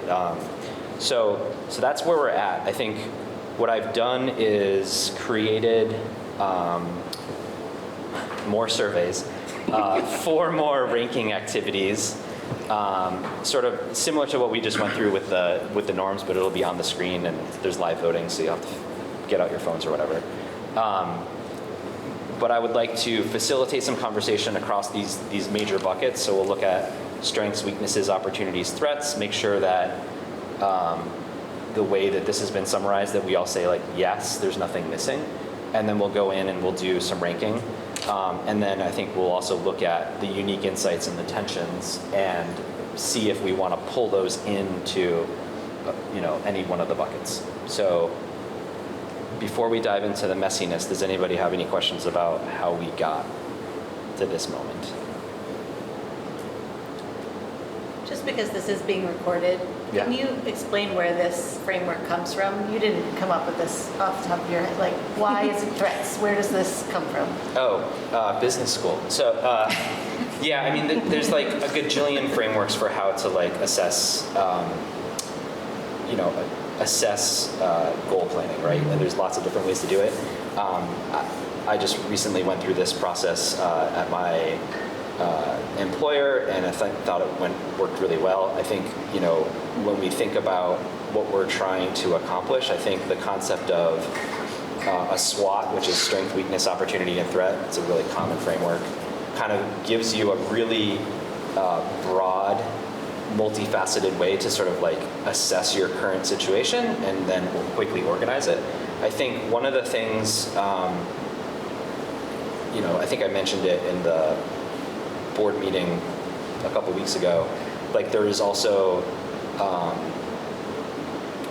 I think we should look at these things and think about it with the mindset of like a start, stop, and continue, to use another framework. Like, what are things that we should start doing that we're not doing now as a board or as a district? What are things that we should continue to do or double down on? And then is there anything that we're doing that we're like, either we've completed it and we no longer need to pursue it, or, oh, by the way, that's really bad and we should make it a goal to explicitly stop it and come up with a plan to stop doing the thing that within the district we're doing that we shouldn't do. So it's just another way to think about the data. And these are just ways to sort of expedite analysis so that we're not, it's not me standing on a whiteboard saying like, all right, what does everybody think is important? Is that answer? Okay. Anybody else? Okay, so I'm gonna just kind of go through, for the sake of public viewing, this Word document, and then we'll get to we'll get to the voting and the discussion. And Sam, can I assume that you're helping take notes? Is that fair? Okay. So perhaps unsurprisingly, the most common theme that came through in the survey was that we have to consider the state level financial and legislative volatility that we exist within. And that's a broad statement, but I think it's true. It just came through loud and clear that, like, as a board, that is a thing that I think we should, well, we all said we should consider as we kind of move through and create goals. So almost everyone mentioned it, and it, you know, it is what it is. Does anybody have any thoughts, double downs, surprises? Okay. So, because AI is free, I took advantage of it and created these really funky word clouds because it's kind of fun. But, and, you know, the core strengths as a district that came through is, the biggest one, right, is, I guess, data-driven decision-making, which is why I was leaning on the norms previously, that I think because we do it, we should say that we do it, and I feel like we should continue to do it. But there's some really cool topics that came through. You know, the way the word cloud works is the bigger the text, the more frequent that topic was expressed in the feedback. So, you know, data-driven, we have community support, topics around faculty, equity, belonging, leadership, growth. MTSS was one that came through. I think that one came through, Libby, more from the administration responses than the board, because I didn't know what it meant. And I was like, oh, I need to Google that. Yes. Right. Yes. Right. So yeah, that's a visual representation of our strengths, and I'm going to skip that because that's just AI output. What's more important is the human output, which is summarized here. So the administration sort of said, you know, instructional systems and MTSS is something that they felt like the district is doing well. They highlighted the fact that we have a faculty that is experienced and sticks with us, and that there is, in their view, a commitment to the concept of a whole student approach. Thoughts? Surprises? Libby, were you surprised by anything that came through here? From the admin response? Yeah. Okay. Is there anything that you wanted to be a strength that didn't come through?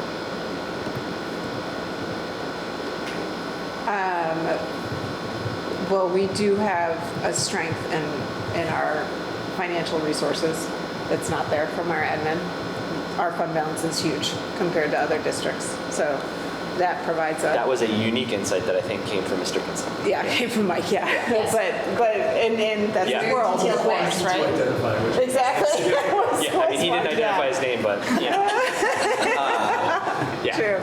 Yeah, so- But that is a strength of ours, that Yeah. we have a fallback mechanism in finances that others don't. Yeah.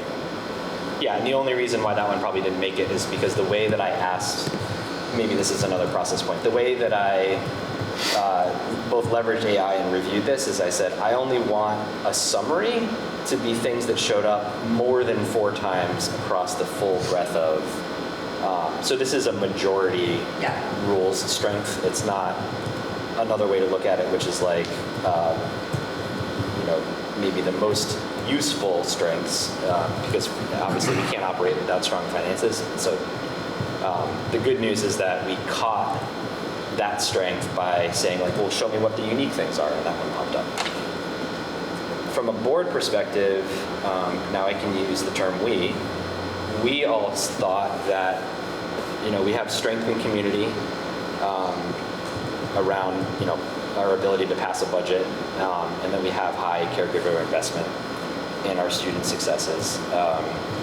You know, I think we acknowledge that our test scores are moving in the right direction. And I think for me, what I learned from a recent board meeting through the presentations was that not only do we have good test scores, but like I have an appreciation for why those test scores are increasing because of the way the curriculum and the faculty are engaged in that stuff. So, and then we all said that generally we have a strong working relationship amongst the board with the schools and with the administration. Can I just make an observation? You may.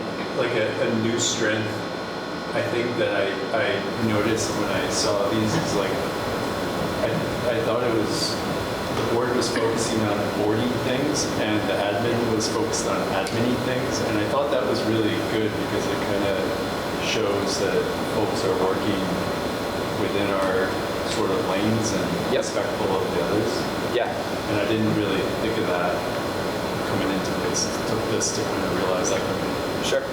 Yeah, I had the exact same observation I was going to share, so thank you for pointing that out. I really liked seeing this because it showed me that in my opinion, we're operating in a healthy manner.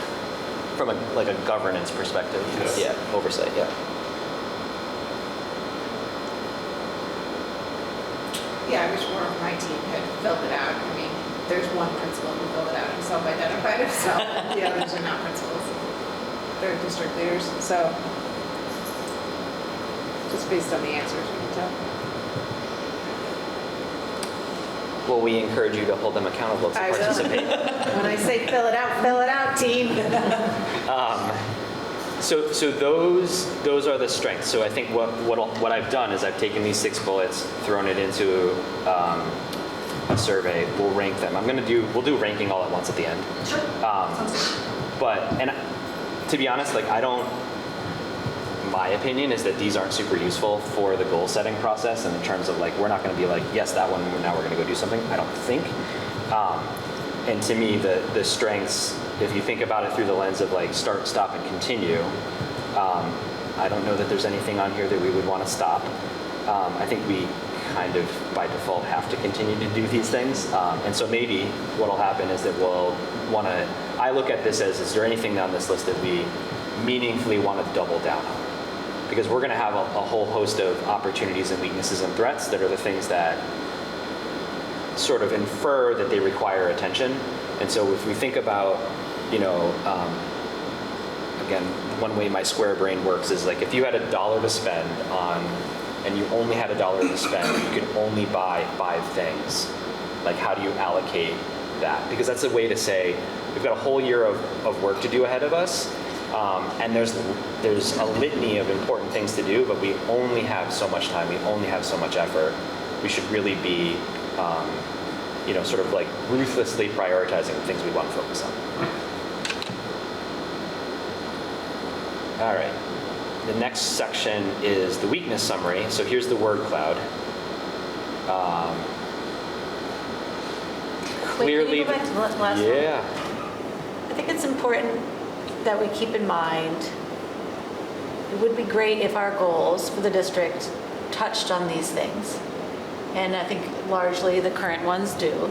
And to keep in mind, we're asking the district to continue doing these things and focus on the things that we're setting as goals, and to make sure that we're just aware of how much we're asking from the district if there are extra things that are on top of this. Because a lot of these things, like tier 1, bullet point 1 and 3 on the admin responses is a huge amount of work to do what we do in terms of holistic student support and MTSS model. All of that is massive amounts of work, and to be sure that we, even if they're not named explicitly in goals, that work still has to continue, even if we're adding on work around legislative stuff or whatever. Yeah. So maybe one way we do that is we have this is the other thing that I guess maybe is worth mentioning. So the fact that we looked at this and we said, great, we the admin team, we the board, we're looking at the right things, and there's not a Venn diagram that sort of overlaps, is a good thing. And so when we look at the content of the survey results, and maybe this is done at a more granular level, but there might be things that the board identified that's not for us to do, but it's for Libby to consider, to inherit into her work as the administration. and vice versa. The admins may have said, hey board, we really want you to focus on this topic because it's not within our span of control or span of governance, but it's important to us because there's a flow down or a relationship there.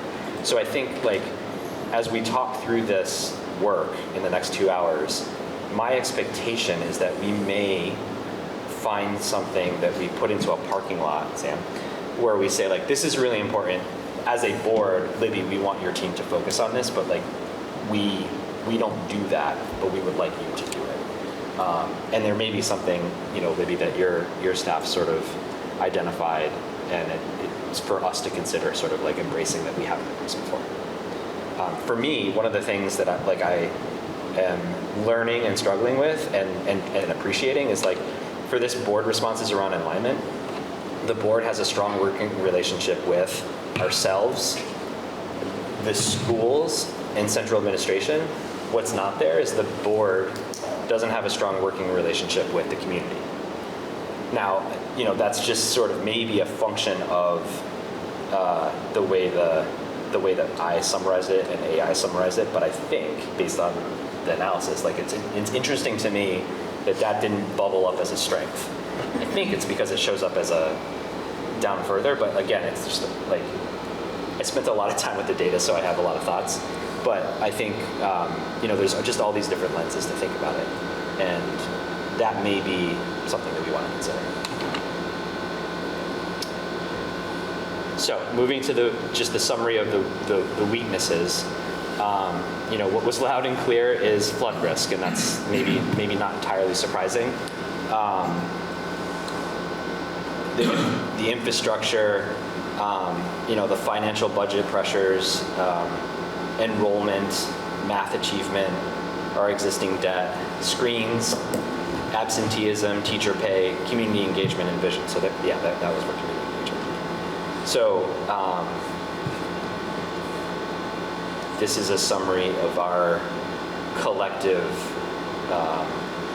concerns, if you will.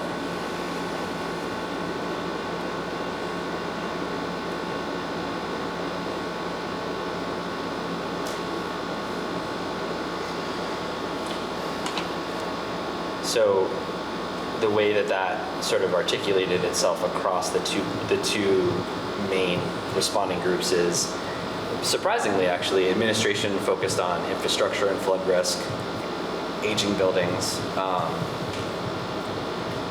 I wasn't really sure how to interpret this, but it came through loud and clear.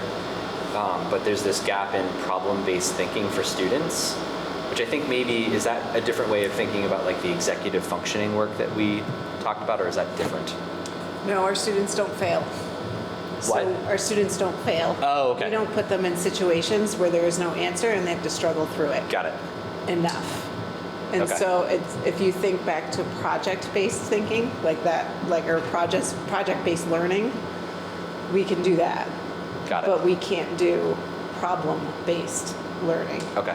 Which is a much different thing. And it's higher level skills that they need to access in order to do that kind of work. It's just a switch we need to make. And then, And I just want to state, I don't want to sound offensive, but there were two principles. I didn't see the bottom one.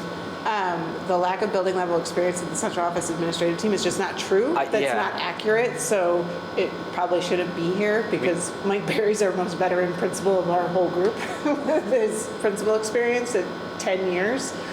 So there's, and I have a couple years under my belt as a principal as well. So it's just not an accurate statement. I think that I think that may be slightly misconstrued, but I think that there's It was stated pretty clearly by one administrator. Yeah, However, it's right. just not an accurate statement.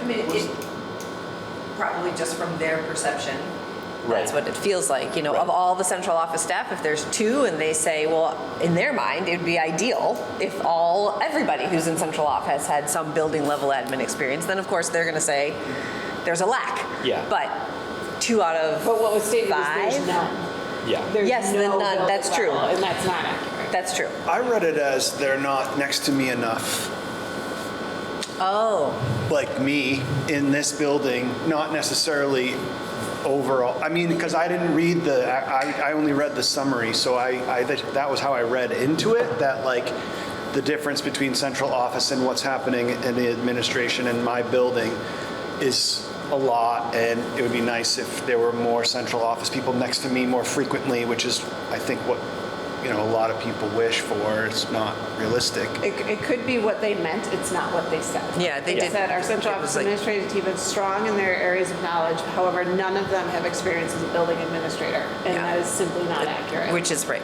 That part's not true. There's 3 out of 4 of us, Yeah. 5 of us who have had building level administration, quite a bit of it. So it's just not an accurate statement.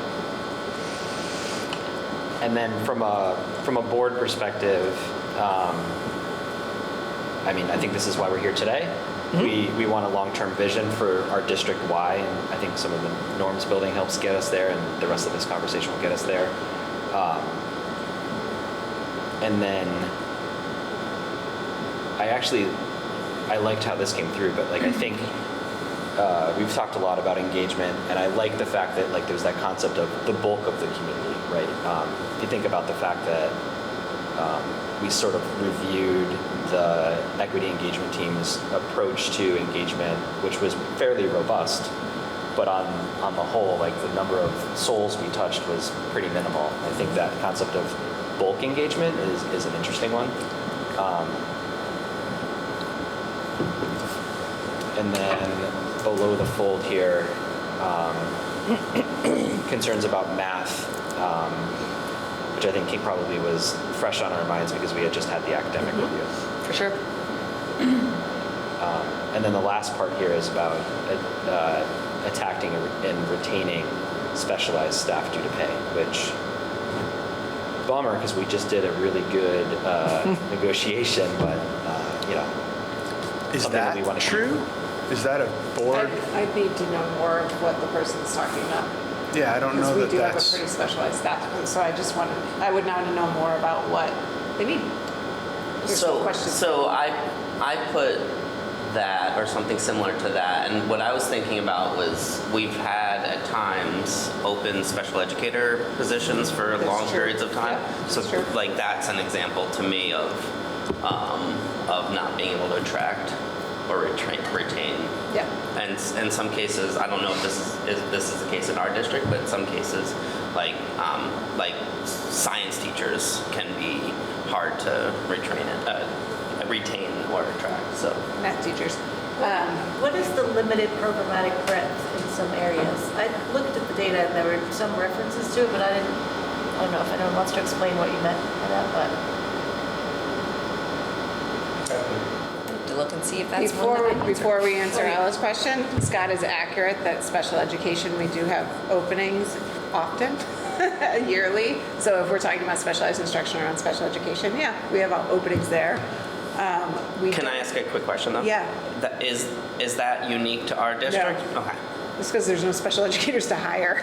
Sorry for interrupting. No, that's okay. We don't have the same challenge with math or science, really. We do have a science opening now, but it's only because we had a science resignation really late in the year. Right. So that's hard to hire for. That's not unique to Vermont either. There are not enough special educators. Right, yeah. Nationwide. I put limited programmatic things, and I think we make up for a lot of it in the flexible pathways opportunities, like personalized options, but I was, when I compare it to my in-laws who teach in one of the biggest districts in Texas, and I see what offerings they have in their schools, it's not necessarily a value judgment, but they have a lot more languages, like Chinese, like all kinds of things that you can take, and so it's more limited than that. So from a weakness perspective, does anyone feel like there's anything missing? I felt like this was pretty holistic. Can you scroll down to the board? Yeah, is there a way to? It is interesting that flood risk and infrastructure, there were a number of words like that in the word cloud that were very large, but it didn't actually show up in board responses, although I'm pretty sure. It does in threads. Threats. And that's Yeah. why Got it. the word cloud, I was like, Got it. that's just AI trying to be cute. But yeah. Well, and I mean, I was thinking about this, like, it's sort of semantic, but like, is it a threat or is it a weakness? Yeah, it's a little, like, You know, there's a little it's bit like- of overlap. Yeah. The answer is Got yes. it. Yes, Yeah. exactly. Right. Something that I noticed when we were talking about kind of admin-y things and boardy things, to me, the strengths we talked about seemed very much like us with our board hats on. This, to me, feels a little more like us with our caregiver hats on, which in some ways is good because we were elected by the community, and I think this reflects a lot of community concerns, if there are them, about the schools, but it was a little more in the weeds and a little less high level than our analysis. So I would be interested to see with threats if we went back to kind of more board governance, or I looked at it, but I was exactly. We'll find out. Yeah. Yeah, I do. I mean, I personally sort of struggle with the SWOT framework because weaknesses, opportunities, and threats. It's like, it feels, I mean, I think it's just a forced way to really try to interrogate the thing, but in reality, it's like strengths and weaknesses, right? So moving on to the opportunities. This one, AI went really creative. Wow. I know, right?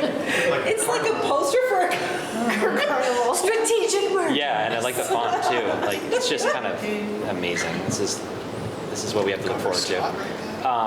So, you know, obviously the opportunity that came through largest was the strategic merger. Now, what's interesting is that, you know, that's a topic which could be viewed as an opportunity, it could be viewed as a threat. Mm-hmm. And it's listed in both places. It is. Yeah, I think it's one of the tensions. It is. But I think, you know, the fact that we have a norm that says that we will approach things with optimism, you know, okay. But there's, you know, regional collaboration, the PI groups are an opportunity. I didn't know, what's CISA? That's the collaborative educational. Thank you. That's the new That's thing. what you just, we just voted you on. Thank you. The giant. Yeah. Technology and AI is apparently an opportunity. Teacher leadership, community engagement, stakeholder connectivity, district vision. To me, some of the more interesting ones are the ones that are tiny. But this is a visual representation of what admins saw as, you know, the regional collaboration, opportunities for professional development, teacher roles, and I really liked, and I feel like this was maybe a call to action for the board by the administration, is improving how we tell the district story. Because I think more so than ever, amidst the coming uncertainty around consolidation, et cetera, like having people understand who we are and what we strive for and what we want is going to be important. So I expected that to come out of the board feedback, but I was surprised that it pleasantly surprised that it came out of the admin team. And from a board perspective, the admin felt like we're not telling the story well enough to. That we have an opportunity to tell it better, yeah. I mean, I feel like that's what that's what all our board meetings are about. Nobody comes. You know? I don't know. It's like we're telling ourselves that for the last 5 years that I've been here. As a new board member, having sat through, 8 meetings, I don't know how to like summarize our story. Like, I think like for me, the way I interpreted that is like, what's our elevator pitch? So when we bump into somebody on the street, someone says, so what's going on? We have like a quick like, well, what's going on? We have an amazing MTSS model. No. And then they keep walking by. Right. Like I think we have a lot of opportunity for storytelling. And Rhett, I mean, board meetings, we do a lot of things, and so what your comment points out to me is that that's not the venue for communicating our story, right? Because if we have board meetings and we're screaming out our story and nobody hears it, then we're not communicating, right? And so to me, that says we need to think about how we communicate in a different way and not just through our board meetings, which we do other things in our board meetings, but that may not be the chief mechanism for communicating our story. Well, I mean, it fits in with the gap between the broader community, Yeah. Yep. especially Yeah, non-voters, even families that are I like mean, non-parents. non-parents, right, like, yeah, exactly. We're not that concerned with Taxpayers who are not directly connected to the school system, Right. and even families that are like loosely connected to the school system that are not, you know, I don't know how to do it exactly, but Here's a question. What's the data that tells us that we're not communicating at a level that is optimal or reasonable? Because it's something that I've been struggling with. I think there's a lot of, sometimes I worry that we can beat ourselves up a little bit about like not being in everyone's living room and talking for an hour about what's going on in the district on the one sort of absurd end of it versus like never saying anything at all, and to our norm of trying to follow the data. Like, what data do we look at to say that we're not communicating in a reasonable way? Good question. I mean, for me, it's not numbers, I don't think. I think it's qualitative. But for me, like if I asked 5 people in my neighborhood in the next 3 years, what's the school district going to do? I would get probably a lot of, I have no idea, or very disparate answers, as opposed to, you know, an organization that's out there. I'm trying to, Greenpeace, like what's Greenpeace trying to do? They're trying to save the whales back in the 80s. Like that was clear and self-evident. And I think like for me, there's actually a comment down below where like we would benefit from a Nike-like branding message that says just do it. Like I think that's, to me, that's what this is speaking to. It's like, it goes back to the elevator pitch, but that's how I'm. And it's fair if it's qualitative, because I at times think we're communicating great, like thinking about like being on Front Porch Forum more often, thinking about actually focusing on thinking and talking about how we're communicating. Other times I don't think we're doing as good, but I don't know how we can agree on, I don't know what we would look to say that like, as of summer 2026, we're at like a 6 on communication and we want to get to 8 person, you know, like if what we would, sometimes we can put as much out there as possible, but obviously are we communicating any better? Yeah, Well, I think it's an important question too, and to me, some of the data that pops up would be like, we have budgets that pass. I mean, that to me would indicate people support in some way with their own dollars what we're doing at the education front, right? Not everybody has budgets that pass, and so, you know, maybe we could always, I think, do a better job at explaining what we're doing, but to some extent, people show up, they vote for it, they pay the taxes for it, they pay the bill. That's data. Definitely we have high teacher retention of very qualified teachers. The pay is not where some of the other districts are, and people still stay working here. We have people who line up to try to be with their kids in this district, whether they live close by or not, and have to make moves sometimes. Like those are all, I think, data also that show that they're supporting what we're doing. To me, I read this more about the second part of it, is like maybe we have a lot of understanding and a lot of support, but we also all acknowledge that we're moving into such a quickly changing financial and structural environment that we have to maintain, if not up the ante, on really strategic communication so that it's not overload. People are not swirling around with all the changes at all the times, but feel like, okay, if let's assume I'm invested in this school district for the community, for my own kids, what will that look like if it's suddenly a much bigger district? What will that look like if the finances are different? What is the essence of this experience for our community, and how do we protect that and spread that if the opportunity comes? So So I read that, I don't know, but as being related to, it's like being inside of a tornado right now with having to kind of distill down where we're going and how we're going to get there. Like to me, Libby's emails that come out that are like, here's the situation, this is what we know, this is the CISA, and I'm like, great, okay. I don't have to read 50 articles today and figure out, did he sign it? What's happening? So even if we're doing a good job, this is, I think, a call to action to acknowledge that it's changing. It's an opportunity. It's an opportunity. Yeah. And I think too, like this one, like I feel like 45 minutes from now, I feel like we're going to be talking about this one again. But like, I think what's hard is like define success. Because to me, success for communication isn't I sent 100 emails. That's useless because if no one reads them, like pat on the back, good job, but like you didn't do your job. Like I think it's about how we connect. And I don't know how to measure connection, but in order for us to be able to look in a year and a half and say we connected with the community, like how are we going to know that? That's where I feel like the Equity and Engagement Committee is going to have to like put on our thinking caps and figure that out. And I don't know what the answer is, but I think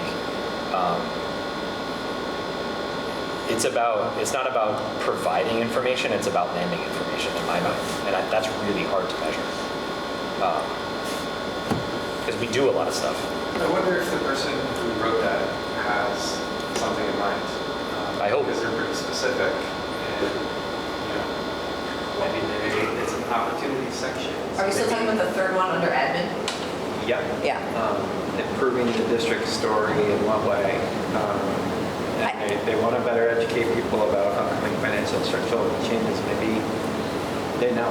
I think this is an amalgamation of a few, because that's what AI was doing, was like... Yeah, I don't know if that's just one person. I think this is more, there was a what, not a how, unfortunately. But like, yeah, we can go look at the detail. I'm not part of the admin, but I agree that one of the main things that we are going to be doing is helping the community navigate these changes, right? And we need to be active in that conversation. And so whether or not it's an opportunity or a weakness, right, it is critically important for us to be able to be a part of and maybe even lead those conversations, right? And so... And having a solid district story gives us footing to do so. Exactly.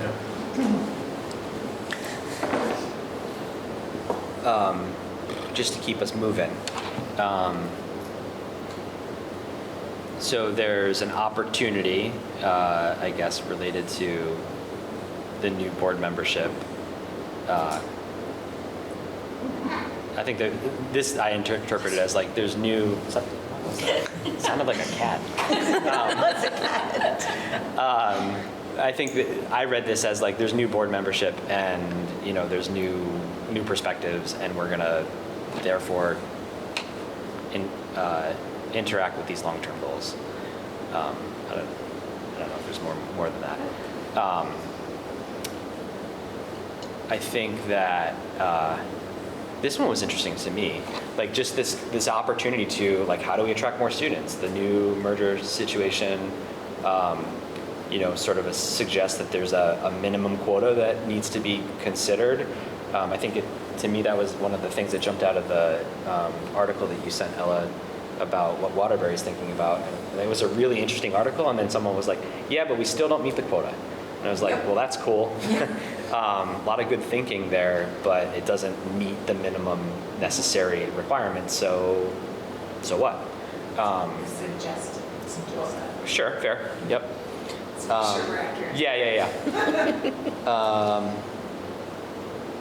So yeah, I think this is an interesting thing because I don't know that as a district we like to put my run it like a business. Like, are we marketing ourselves to attract new students? Like, is that a thing we want to do? Is that a thing we should do?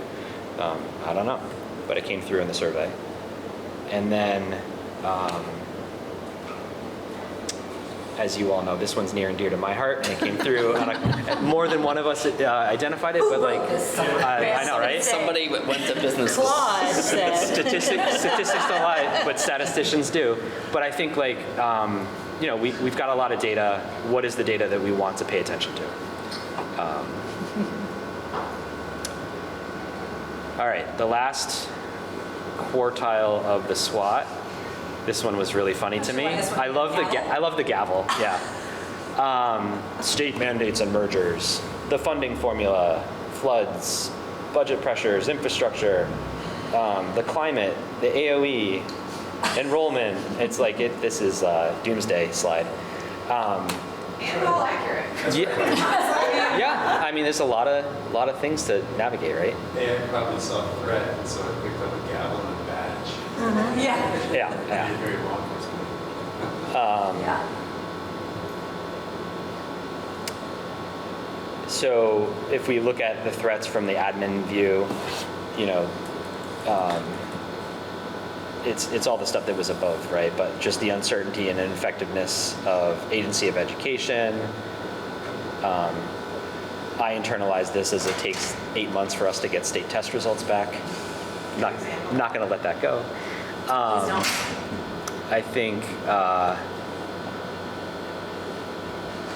you know, the concept of declining population certainly does not help us as we try to figure out how to meet suggested population levels and maintain those things.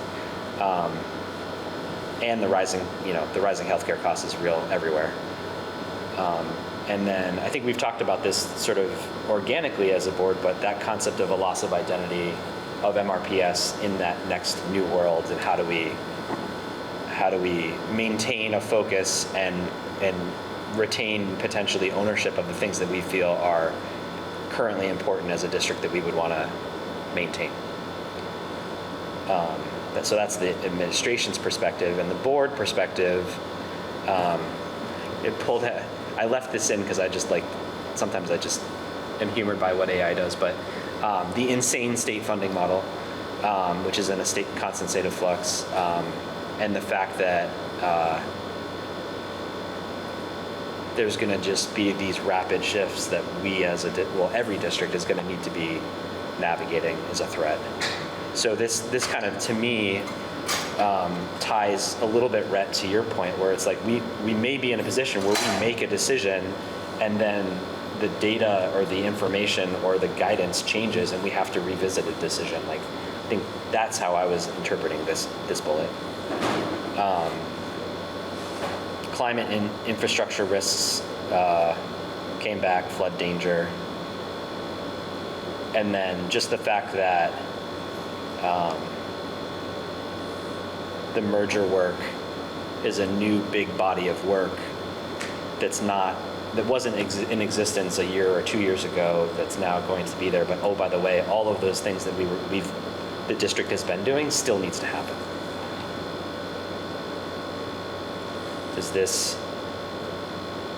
How does this sit with people? The fact that we're not talking a lot, at least for me, tells me that like this summary is a pretty good representation of how we feel. I would say so. Okay. All right, so that got us through the 4 buckets, and now we get to the sort of oddball buckets. So some things that were stated, but and these are not necessarily, this is just a group of things. It's a mixture of maybe positives and negatives, however you want to talk about it. Yeah. But it's really staff absenteeism, screens, privilege, the elevator speech. Interestingly, someone mentioned friction between the board and administration, so that's an interesting thought. And fiscal management, so I think this is the one we joked about earlier, where we've got a strong fund balance, and that's a good thing. So I think we should sit on this a little bit, because in my mind, because these weren't part of the previous sections, the question I think for me to the group is there anything here that we want to pull into like our analysis for, oh yeah, that's a thing that we should rank amongst the things, because these were outliers. Is that friction real?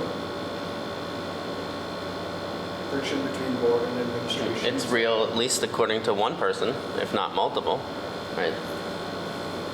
I mean, I can speak to that because part of that was my comment. Just recent conversations have led me to believe that, at least in some instances, there's very much an us versus them mentality, which I think is really unhealthy. I think that's also apparent in Jason's comment about there being a fractured relationship between the teachers union and the district. And so I think that there's a lot of not good communication happening. And I think that that's something that needs to be examined. An opportunity.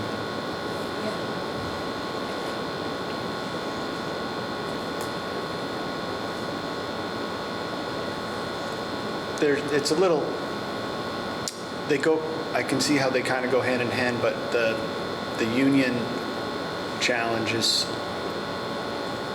maybe a more difficult challenge than an administration board schism. I feel like that, it seems like there's just more opportunities for collaboration, communication, improved communication. It's harder with the union. Not, from my perspective, may not be true, but there's not a lot of opportunities to connect with the union.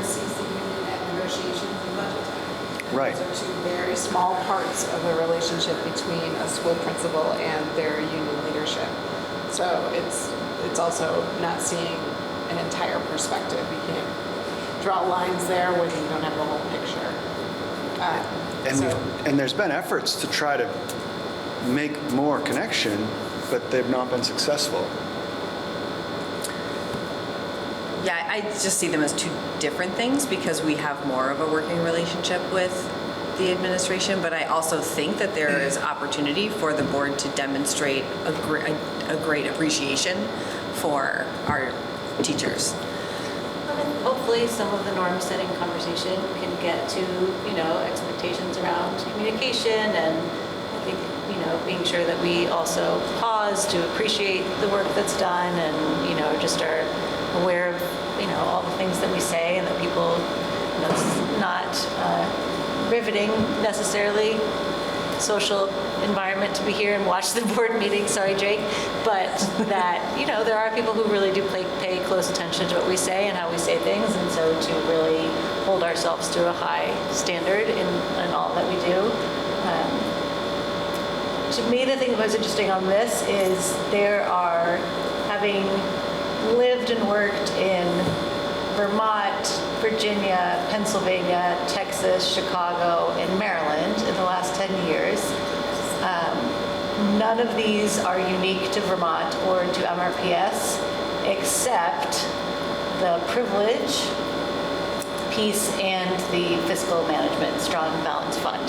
Those are two things that we have that are, privilege seems like they're using it in a couple different ways in that one, but the idea of having resources and social capital and also money capital are obviously things that really set us apart and are things that are gonna, be things for us to think about in the coming changes, but all the other things are really nationwide, right? Everybody is struggling with absenteeism, being the low student population above, screens, what to do, how do we explain who we are.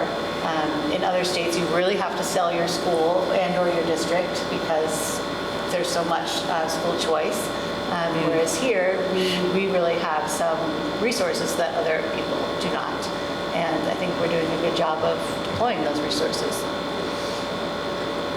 So your question, Justin, is should we move any of these if they don't already exist into the main theme areas? Yeah, because the way that I structured the next effort here is we're gonna go kind of like we did with the norms, let's force rank strengths, weaknesses, threats, and opportunities, and because those were things that showed up more than 3 or 4 times across, these are outliers. Is there as an outlier, do we want to say oh, I didn't think of that because we didn't think of that, and say, now that I've seen it, I like that, and I want that to be something that we would. I wasn't even aware of the first one. Yeah, is that true? Is that true? Yeah, and I can vouch for that because that's one of the like holy smokes moments that I had at the UES caregiver meeting when Rachel mentioned that at one point, like, I forgot what the number was, so I'm not going to say it, but like there was for me, a large number of teachers that had been out for a week period, and I was like, that's a significant percentage of your staff that's not here. And for me, it's like, if we have all these goals about lifting up students and teaching them, the way that they get taught is that teachers are in the classroom. And so how can we be successful at reaching 80% on a statistic for a math outcome if the math teacher's not there, or science, or so. Well, I think my contribution to answering your question, Justin, would be it probably makes sense to pull number 1 and number 5 into the forced ranking so that we can see then. I think then it would sugar out. Do we see, like, is that something that as a collective of us, we would say, yeah, one person maybe said it, but that sparked something for me, and now I would say that this is probably a priority. That's what I would say. The others, You said 1 and 5? 1 and 5. I mean, number 6, we already know it's a strength, so I'm not sure. Maybe we would put it, I'd be fine with putting that into the strengths and seeing where that sugars out. The number 4, I think, is already addressed in some of the strengths and opportunities and weaknesses and threats.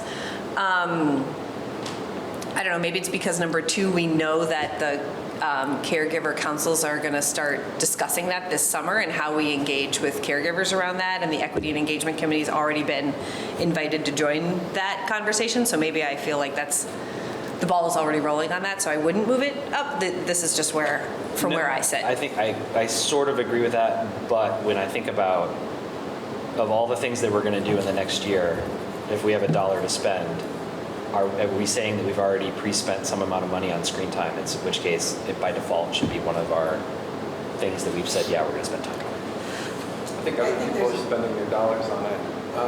The caregivers and the legislature also almost passed a law. Yeah, But the top 2 there are things that we're talking about as leadership teams and in different ways with caregivers and stuff. So I don't. Just on a board thing, potentially? Yeah, like the screen time, we're going to make guidelines and we're going to bring it to the board, right? To show you once they're done. And yeah, so maybe when I mentioned before, like there may be things in this analysis that we say like, hey Libby, take this as the administration or as faculty. Like, right, and those 2 things are being taken on by the administration. So in that case then, I would say that 1 and 2 don't go into the ranking because they're going to be. Sorry, Libby, specifically the staff absenteeism or the student or both on number 1? Both.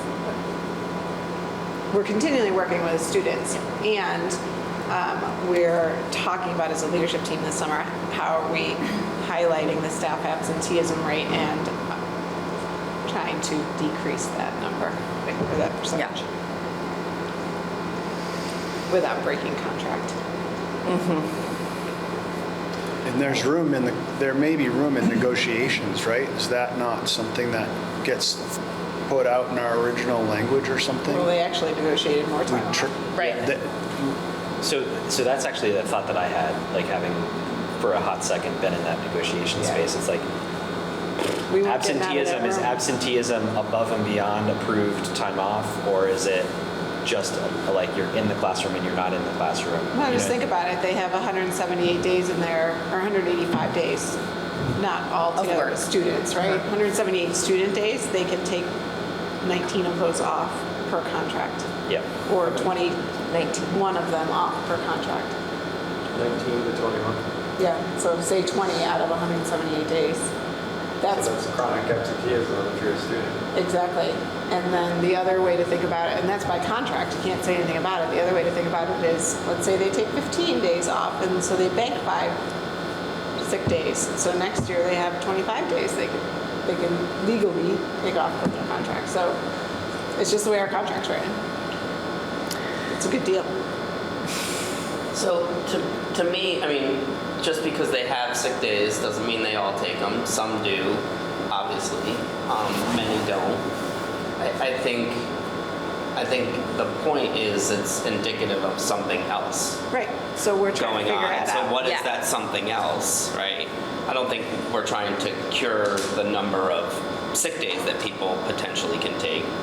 We're thinking of, well, I'm thinking about what are those underlying causes, and it might be Yeah. that COVID has created everyone, like freaked out about going to school with a sniffle, right? And I'm not saying that's what it is, but like there are any number of potential underlying drivers of that I think I That hear we you. need to talk Yeah. about, we need to uncover, and we need to figure out. Yeah, not changing the number of sick days in the contract. It's 10:49. It's a little hard to do anyway. You haven't, we have another hour. Change that. We have 1 hour, yeah. Right, and I think for this, to help keep us moving, it sounds like we don't necessarily need to move 1 and 2 up into where we're gonna rank as Agreed. board. 4, we think is already included. Yep. 5, I was making a case for putting it in there and seeing where that sugars out after we do the ranking.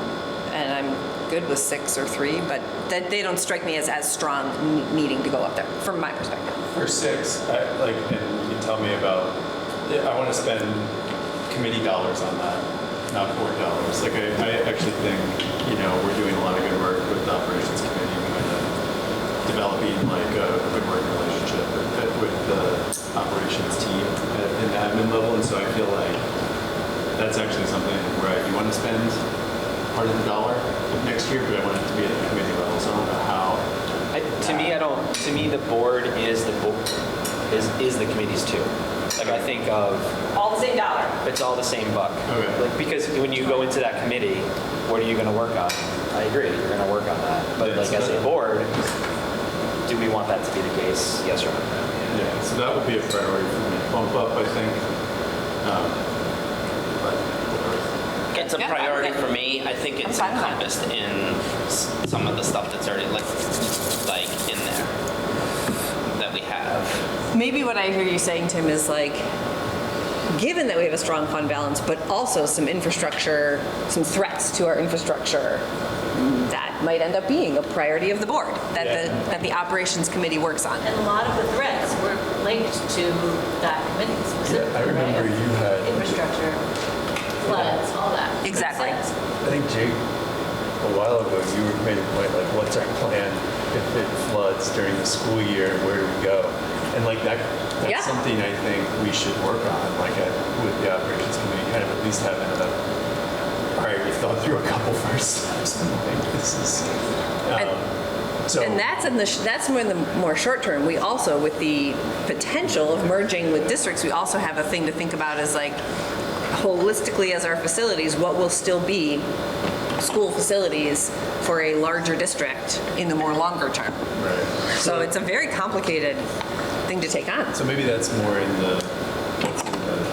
it's in there to some extent, but stated a little differently as 6, being so focused on fund balance. I don't know. Well, I mean, to me, yeah, the way that I think about it is we have a moment to decide. Are we going to stop pursuing a fund balance, or are we going to continue to double down on that concept of a fund balance? We're not going to, or it's basically, do we want to spend down, maintain, or grow? And I think as a board, we should Fair question. agree on that. Fair question. Which we're not deciding right now, it's just whether or not we, yeah. But I mean, I think to me, that's a goal. One of those 3 statements is a goal. And that will drive, as a board, how we approach things. Yeah, right, it might end up being a board goal at the end of this conversation.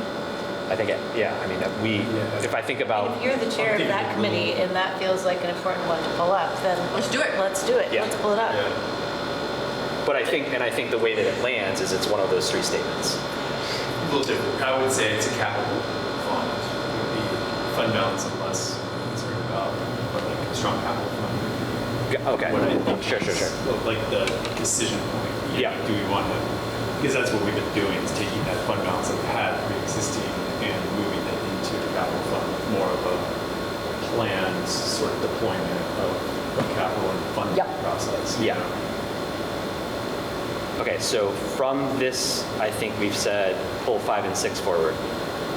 Yes. Okay. That's where we've landed. Okay. I don't know if I agree on 5.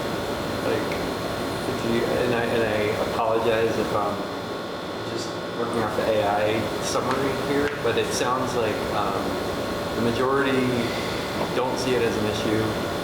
There's one outlier that does, but there's another outlier that has the exact opposite opinion of that. So I'm not sure that it elevates the whole thing to something we need to talk about.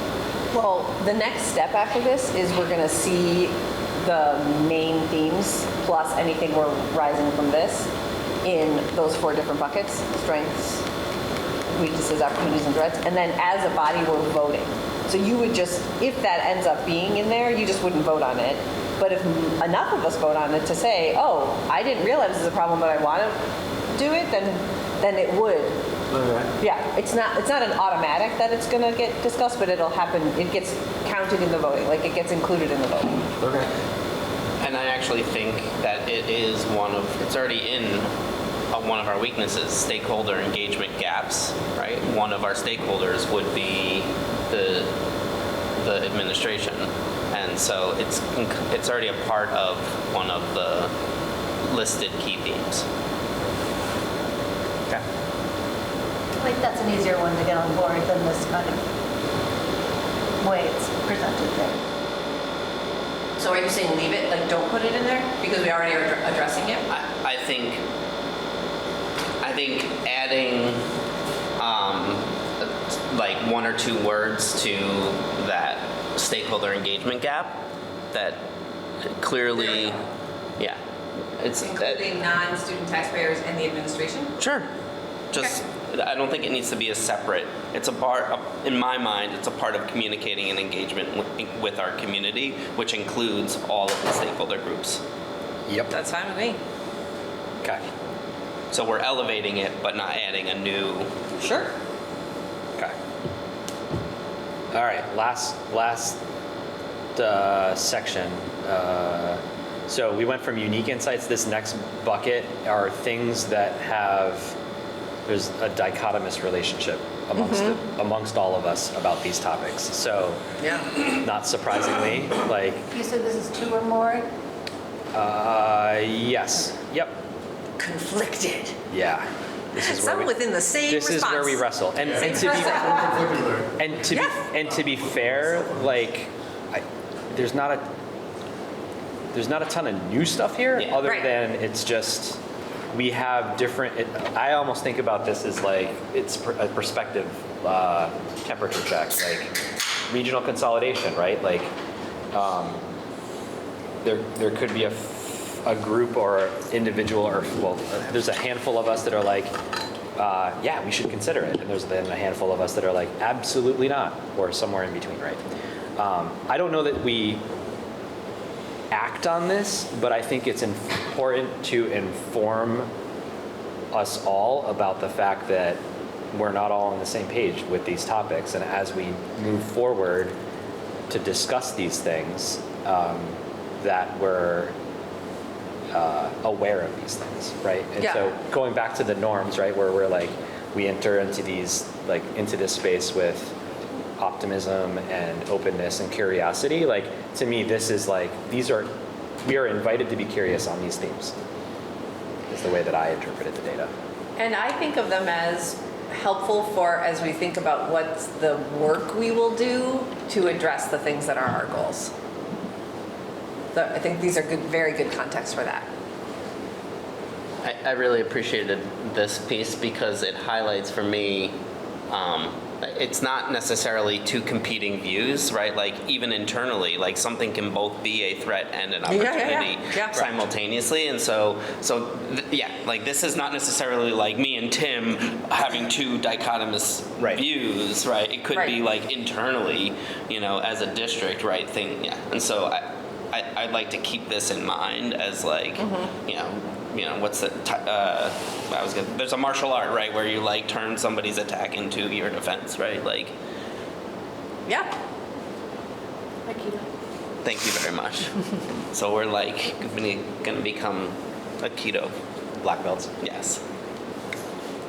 So, I think for me the process here is like, let's take 2 minutes, look at it, and then if we want to talk about it, we can. Because I'm not sure, this is the one area where I wasn't sure what to do with this information, but I just felt like it was information that's important to look at, and then we as a group can figure out what to do with it. And we can take it forward, set it aside, leave it on the floor, ignore it, whatever.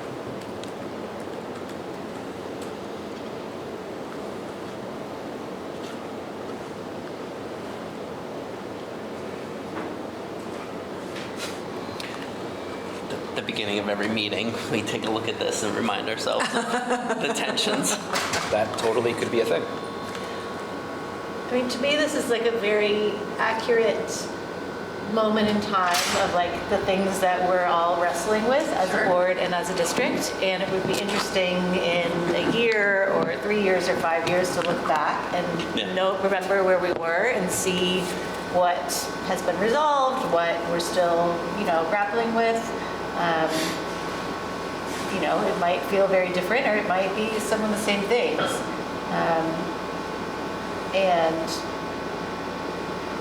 what was interesting to me, because a lot of what came up from the principal presentation was around like student ability to engage in complicated problem-based thinking.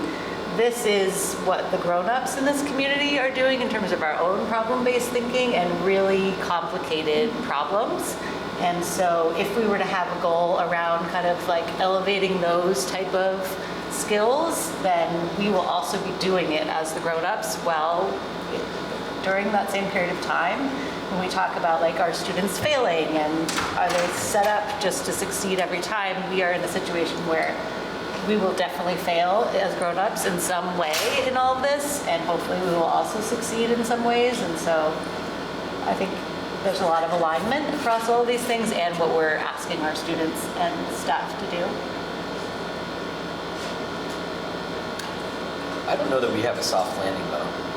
Like I think, Libby, what you said is like we don't create spaces where students fail. I don't know that this board has a space where we don't fail. Not to be that's not meant to be negative, but I don't think there's an easy way out for any of these things that we can just say that's it. I don't know that there's self-evident paths. I think we have to True. I think we have to wrestle and figure this stuff out. And so yes, but I don't think we can, there's not a teacher that's going to be like, oh, just go do this in group work and that other person will help you figure it out. Yeah. I'm a little confused about in a space where we don't fail, like fail in whose eyes? Because we're talking about these big conversations about mergers. It's like we're going to be failing in someone's eyes. True. One way or another. There's no way to matter make the every outcome. single person happy and satisfied. And I get it. Like we need to fail. Everyone needs to fail and learn from failure. But I don't know that there's I don't know that there's a space where it's like we all sit here today and say like, oh, these things are really hard, but if worse comes to worse, we'll just do this and that will satisfy. Like there is no, right now, I don't think, known, for the merger topic, it's like, we don't know we don't know what plan A, plan B, plan C is. We have to do all of that work, but even in doing that work, I don't feel like there's going to be an easy answer that we can just have as a contingency. I don't know. To me, that's why it's an interesting question. Like, to me, one of the past goals was around evaluating stakeholder engagement, right? We kind of wanted a sense of how is that going, what are the numbers, things like that. To me, this kind of calls up a question around how is the district going to look at problem-based, thinking? What does it mean to fail? Is it you work for months and months on a soapbox derby and then it plops into the lake and that's it? Or is there a soft landing saving thing? That to me wouldn't be failure. But we might be at a point where the district is sort of thinking about those things and we're thinking about this in terms of all the consolidation questions and the financial questions, and that it's sort of like a similar goal to the old stakeholder one of checking in with how do we do that? How do we define what that kind of stuff means for our district?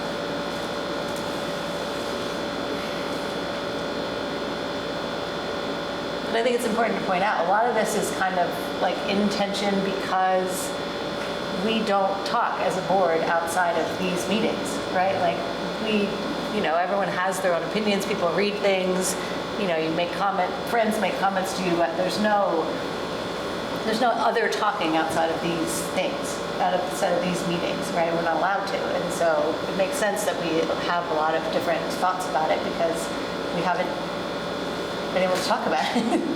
What? Oh, you were just been kicked out. What did I do? Hold on, I'm gonna stop sharing so you don't see my password. The asterisks that will show up? Yeah. You mean? 1, 2,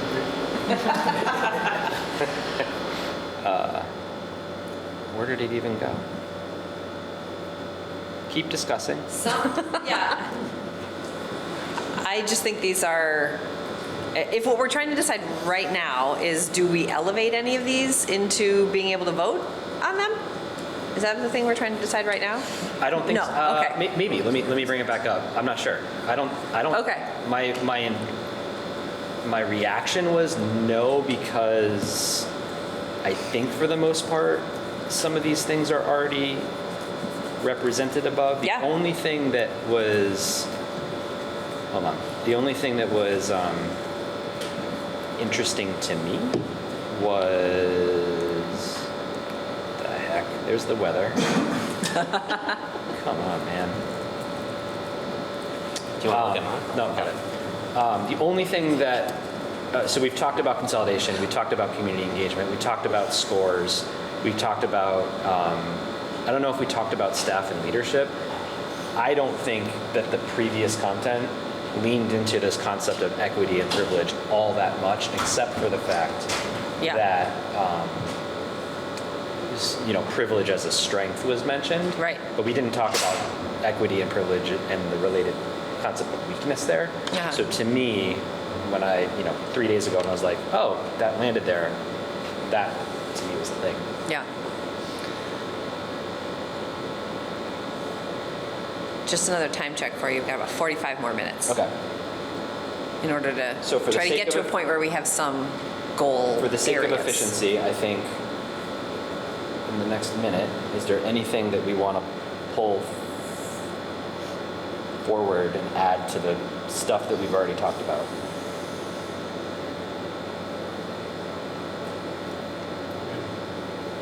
Good.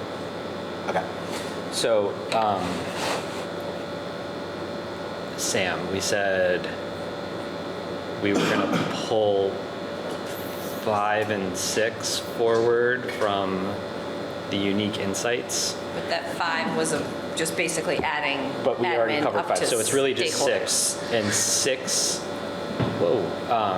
so Tim, since you had talked about it, I'm going to qualify 6, which was financial management, as an opportunity, or I guess it doesn't really matter. Yeah. But, okay, so hold on one sec. I'll be back. You don't need to see me do all this stuff. Would it help if I went to the opportunity section and added the, No, because I'm adding it to the force ranking. no, it was no, for number 5,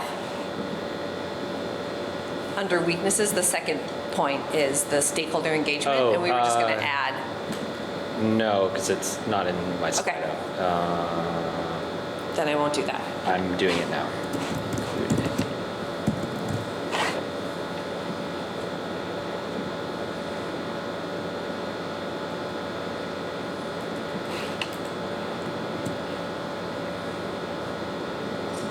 Take 5 or 3.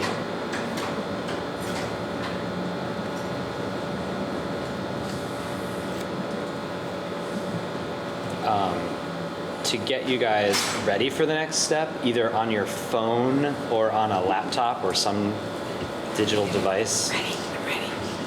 Just go to slido.com, slido.com, and I'm going to give you a code.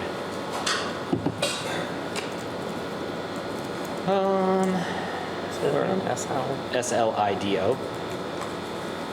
And it should look like a survey website. Yeah, and then I'll give you a code in a minute.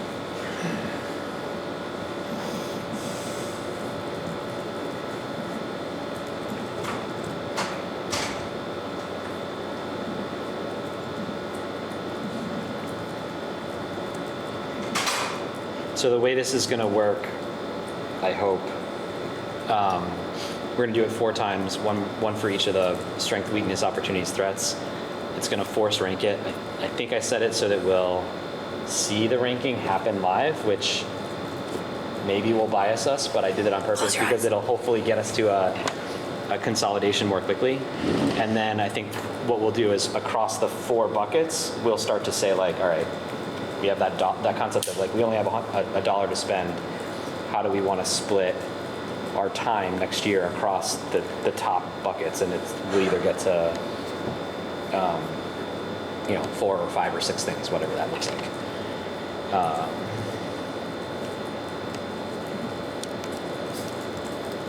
2 more seconds.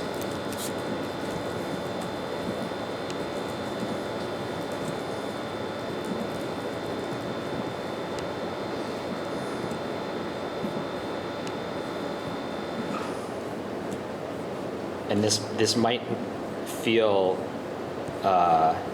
this might not work for the first one, like I said before, because it's the strengths, and so I feel like that's going to be the one that's most awkward as we're trying to figure out like, what is this process doing for us?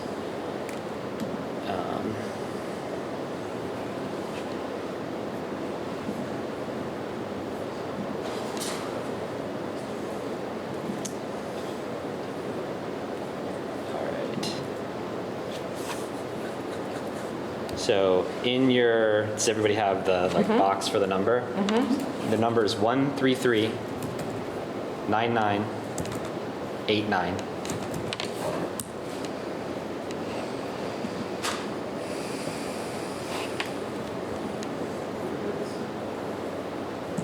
Are we choosing one? I think it's a forced rank, right? Rank.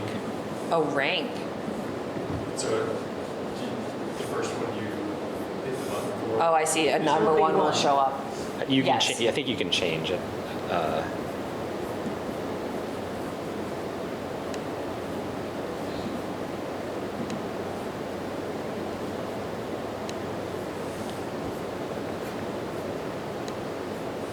Okay. Ooh, that was fast. That was cool. I didn't vote. Did you type in Slido yet? No.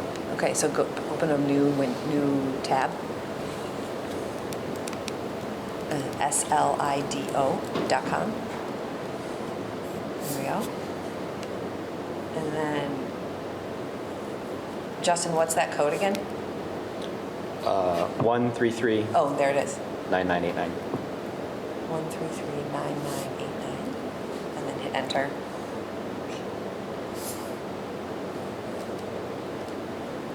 Yeah. So then the first one you click will be number 1, the second will be number 2, but you can move them around before you press send.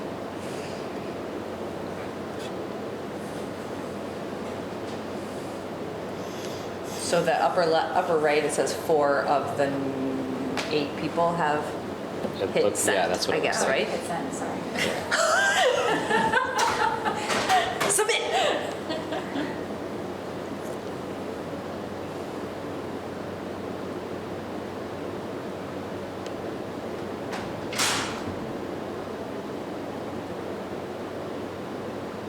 Six people have voted. 7 people have voted. How many people are there? 1, 2, 3. There's 4, 8 of 5. us who are voting. Okay. 8. There we go. We all voted. Okay. I'm going to leave this here. I'm not going to close it. We're going to come back to it.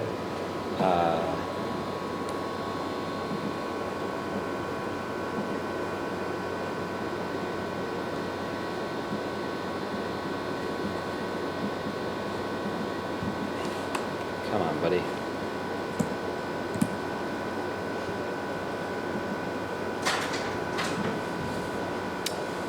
So we'll do this one next.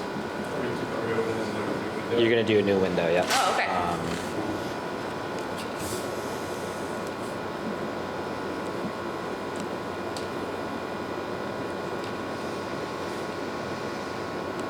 One, 1339987.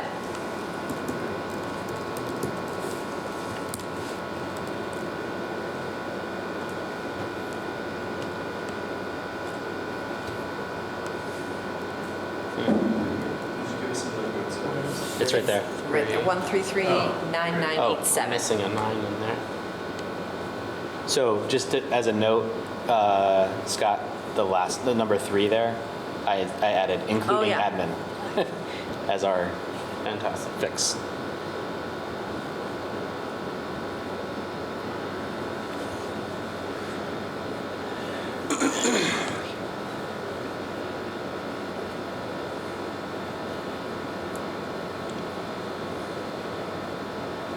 So, weaknesses we want to address most.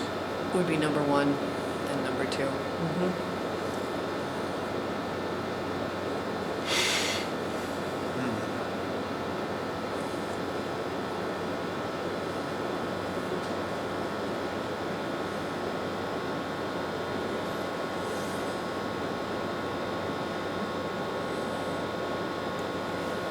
Can we vote for one of these, even if we don't agree with half of it? Sure, and, then we can talk about it. Okay. Just because the one has problem-based thinking and perceived lack of experience that Yeah. seems to have not been accurate. Yeah. Oh, right. Yeah.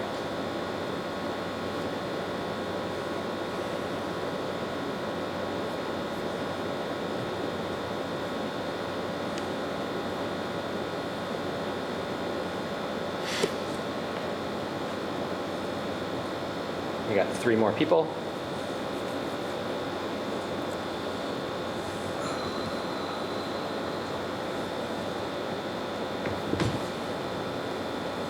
Two more.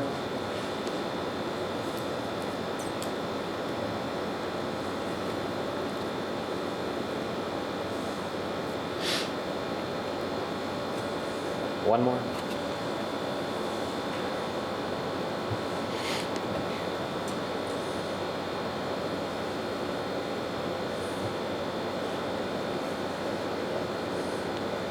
Still one more.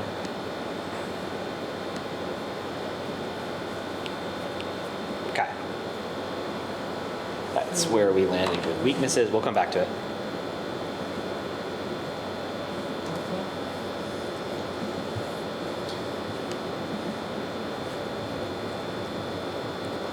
So All here's right, new one. opportunities, new number.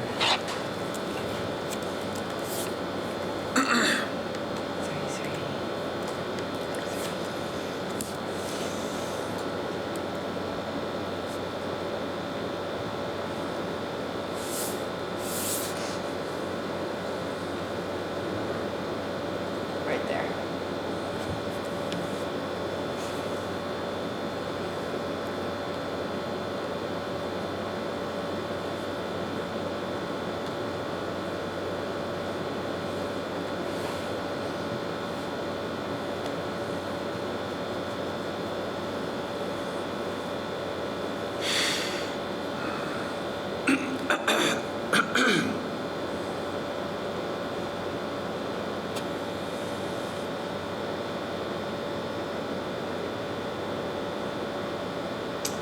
Oh, so we could not vote for any of these if we felt like it didn't necessarily inform board goals. Meaning you don't like any of the options, so you want to abstain? No, but it looks like I can vote for 3 of the 8 or whatever are here.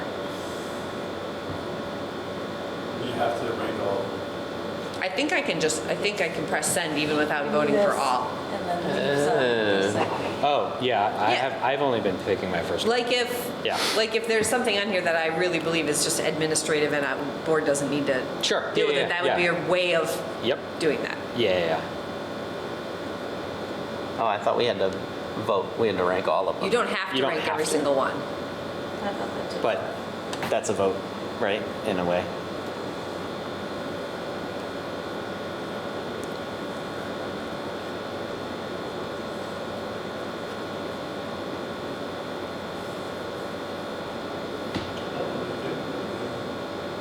Huh? Oh, okay.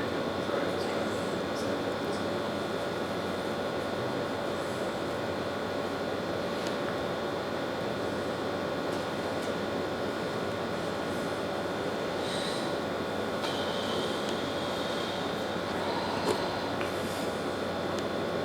All right, one more person. All right, we got 8. I think that's good. And then the last one.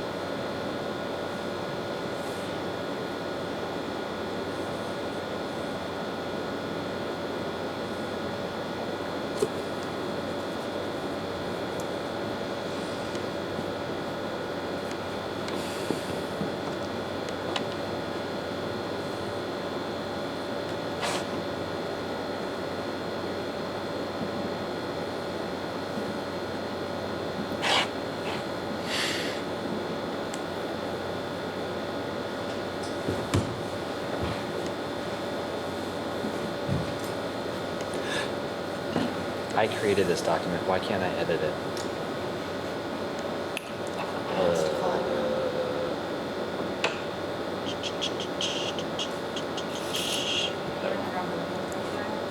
I have to know. I remember when it asked me to log in. I never did that. What am I gonna do? Yeah, you gotta verify it's you. Yeah, I know. Are you you? I am. Prove that you're a human. Here's my that's my 4th of July party list. All right, so I'm just gonna try to inelegantly capture this. It's not gonna let me do that.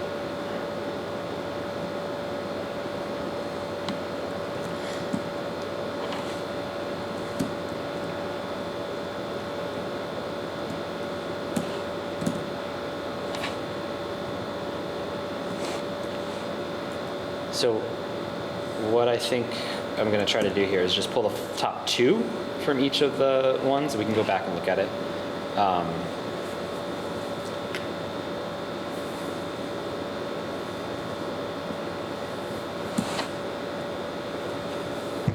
Good Lord.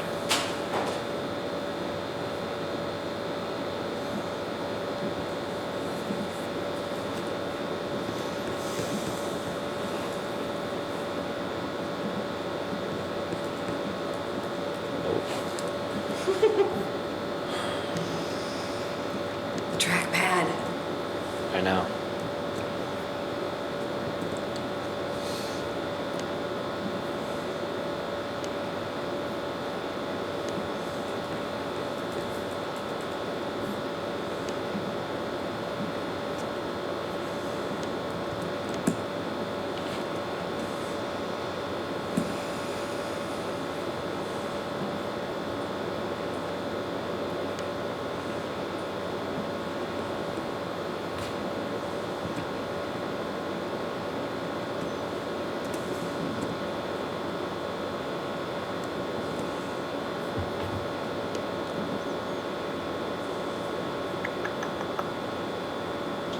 Just want to compliment you on your bravery for executing copy paste. Terrified. And I'm getting a look.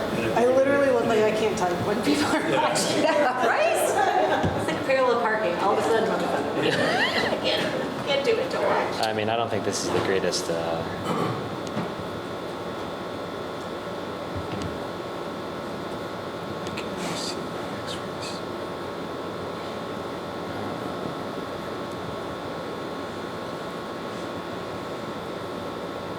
This is where the process sort of falls apart a little bit because I've been.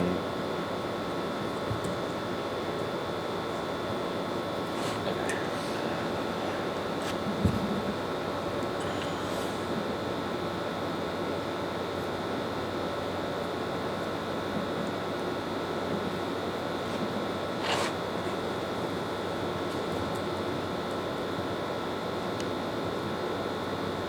So these were the top 8 things Yeah. that we identified. And I think, to me, how much time do we have left? Half an hour? Just under half an hour. Okay. So our objective here is to not necessarily take these exactly as they are written, but like appreciate them in their essence and say like, this is a theme or a topic that we've said is important. Is there therefore something that we want to, as a board, say we want to do something about it,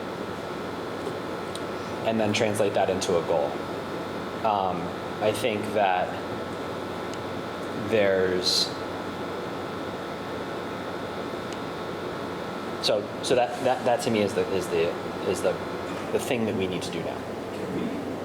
It feels like if I look at these, there's a lot of similarity in a couple of them, like, excuse me, instructional systems and academic code feel similar. Very Same. related. Obviously, infrastructure, flood risk, and climate and infrastructure, those feel similar. Sorry, what is that? So the first these two? two? The first 2 feel pretty similar. Okay. Number 4 and number 7 feel pretty similar. The 2 that include the word infrastructure. Yeah. Okay. So hold on one second. /climate. So this is where we can. This is because in those buckets, right? They were identified as maybe an opportunity or whatever. Yeah, So what exactly. we can do is we can say, great, let's consolidate them and take that one theme, right? We Yep. don't need 2 points to represent it. We could now go and instead of me taking the top 2 things, I could go take the next thing from the list. You want to go look at like what those thirds options are. So what I'll do is I'll do this. Yeah. And then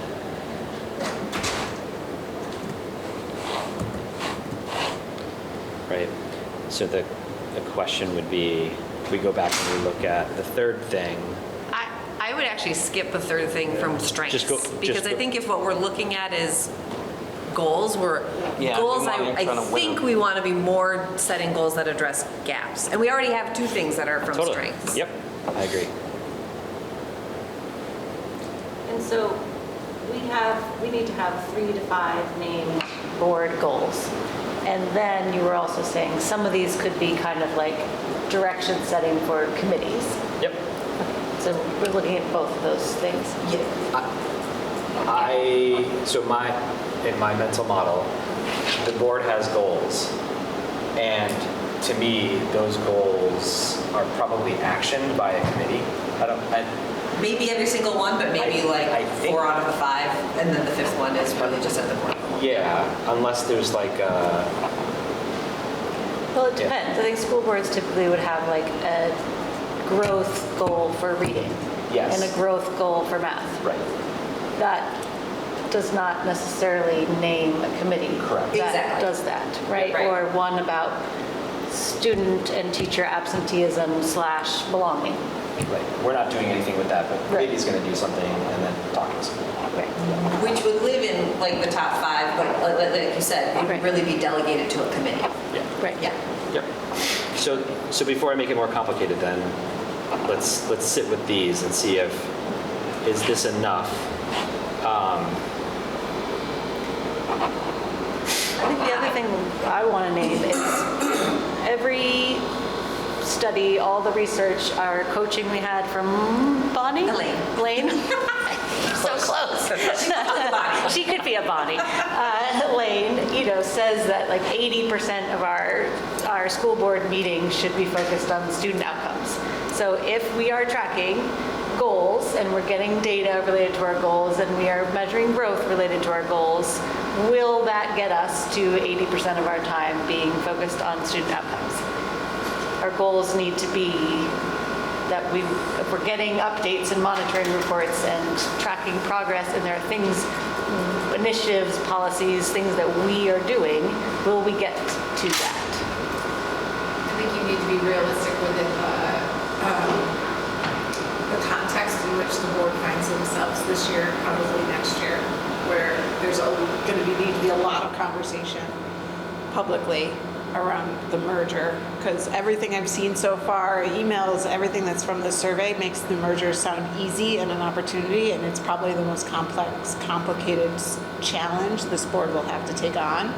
So it's, and that's not always going to be about student outcomes. Yes. Well, And 4 of our meetings, 5 of our meetings are budgets. Yeah, I was going to tie it to student outcomes in that we could, I would imagine we would have some kind of what's the best for students is at the center of the questions we're trying to answer in that, but it's not necessarily, we look at our data right now, or maybe we would need to help answer that question. Yeah, I think of it as that 80%, Ella, is, some of that 80% is looking at data to monitor progress, and some of that is when we build a budget, like what are the student outcomes we're going for, because our budget has a direct impact on student outcomes. We're looking for 3 to 5 goals, and if probably a reading one and a math one, then we're looking at 2 new goals potentially that come from this. I would like to propose that we have one goal that speaks to student growth, and that goal could have indicators within it. One that's literacy, one that's math, and one that's problem-based learning. I don't know what that would look like, but then it would be 2 to 4 other goals to complete, to round out the 3 to 5. But that it's one goal that speaks to student growth. So 8 goals smushed together into bullet points. I really truly don't think of it that way, because I think if what we're looking at is the ongoing monitoring, then what we're asking for is regular data that says, show us the progress of these things, which might just be like in a consent agenda, might be in the superintendent report on an every month basis. There's something that speaks to those indicators that are, and I would say it's probably it probably is the CIP goals that were presented to us, that at least in the elementary school have both reading and math. I can't remember now if the middle school and the high school also both had reading and math, but I think it's actually kind of, and I don't know if I'm just taking the easy way out here or not, but it's kind of like probably the most simple goal for us to set is the student growth one, because they've been set by we don't want to be counter to what the schools are going to be doing, and we should definitely be asking for information on how they're monitoring the progress around what they have already set as their own goals. I'm having a little bit of and this is often the issue for me, what can we do as a board or as committees is one thing. Student improvement, improved outcomes for students is, we don't do much. We approve a budget. That's what we ask of you. And monitor the progress. Can I so just throw a bomb into what you just said? Sure. Only if you do it with appreciation. With appreciation and curiosity. And I will respond with defensive. So if we're really focused on student outcomes and regional collaboration leads to a merger that impacts student outcomes, For sure. then we are very deeply engaged in student outcomes by just having the conversation around. And so that, to me, is how us as a board can be thinking strategically and also impacting student outcomes. Yes, and that goals are a touch point. It's not just we want monitoring toward those goals in a consent agenda. If we have said what matters is this percentage growth for these populations or these subpops in reading and this for math, and we're looking at a merger situation that is going to decimate the approach that's been working for those kids for reading and math, then we have to name that what matters and what we have to center is that sustained growth. And we need to do whatever we can to try to continue and grow that approach. Whereas I think part of the problem that we've had is a lack of long-term vision. If there are too many goals and sub-goals, it's hard for us to give the elevator pitch to explain what really the focus is. And if we have so many different foci, it's hard to say, well, this matters, and this matters, and this matters, and this matters. Well, then everything matters, and how do we make choices? And I think we all identified in Elaine's training that we want to focus more on student outcomes, since that's why we're governing is toward that.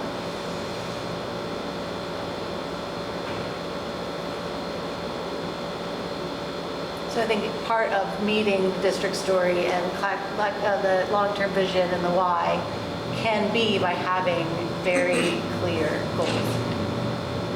And definitely a huge one needs to be related to consolidation and financial and all the rest.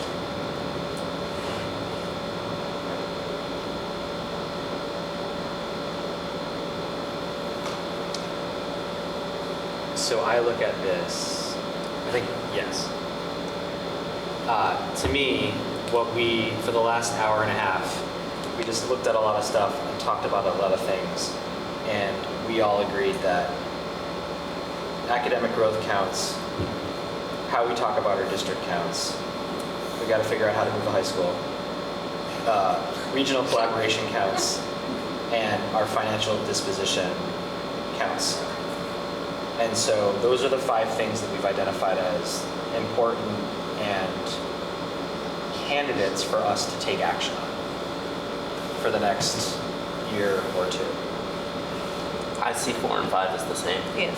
Fair. And then, Or part of the same conversation. well, 4 and these last 2. Regional collaboration and financial and demographic sustainability. I don't understand 5. Yeah. I just don't understand it. It's like, can you afford to buy a house in Montpelier? Yes or no? It's not. I don't understand it. It's just like. And what do we do about rising healthcare costs? Are we talking about for staff? Well, Yeah. I don't see how we can do anything about any of it.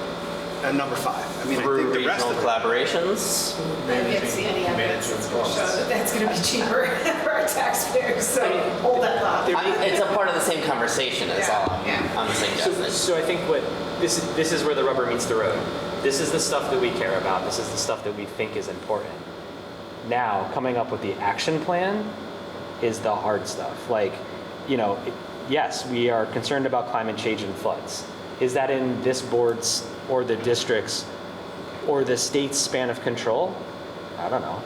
I mean, some of it. And so we have to choose for that thing, like what, again, we have only, I'm not going to stop using the dollar reference, but we only have so much time in the next year. How much, is that a thing that we want to spend time on? Right, and maybe what we could talk about as a next step in this sort of like consolidation process is like, if we think about the next year and we know that we assume that these are the 5 things we want to spend time on, let's rank order these 4 or 5. And the reason why I'm hesitating on combining 4 and 5 is that you have to think about our work in terms of near term and long term. So, or medium term. Medium term, like we're going to have to come up with the solution, short, medium term, we're going to have to come up with a solution around the CISA stuff, right? But immediately for next year, we still have to balance a budget. We still have to do the budgeting work. We still have to contemplate affordability and those types of things with our budgeting session, like what, next fall and winter. So we're going to actually I think we're going to have a relationship with current state operations and then all of the same topics, but with a lens of the merger stuff too. And so it's like we have to figure out how to operate and plan for the future. So it's almost like every goal is going to have this is what we're going to do with the information that we know that we have to do now, and this is what how we're going to think about that topic in that new gray space. I think 3 and 5 could be combined, and I think you could write Tim next to those. Wait.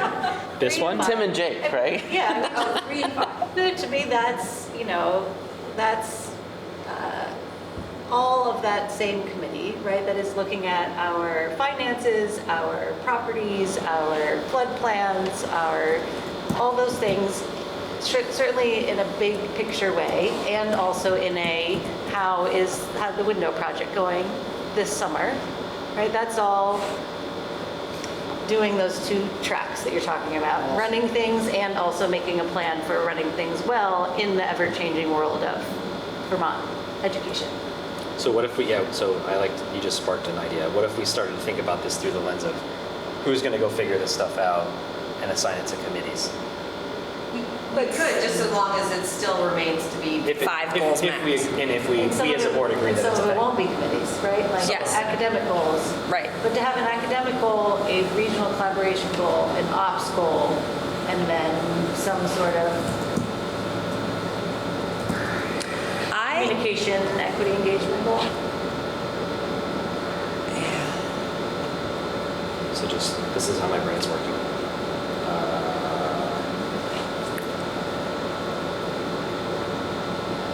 All right, newbie, ignorance, brain freeze. What committees am I not representing? Policy. And evaluation. Sorry, what's that? Policy and evaluation. Okay. So this is again where I think we've even talked about this in a previous board meeting. But I think policy and evaluation own part of that strategic clarity, right? Because we want to be sure we have policies, big P policies where we need to have them. And that we take into account all the equity concerns and that we explain them well. Okay, so that's maybe shared. I mean, and negotiations is also part, I think, of number 3 when we talk about. That's not us. We don't like meet as a committee outside of negotiations. 2 years. Well, there'll be Well, I one guess set of negotiations this year. But I don't think we necessarily have like one of these doesn't necessarily fall into negotiations. It just is, yes, it's a committee that is active this year. I guess okay, there it is. Proactive engagement in merger studies. Yeah.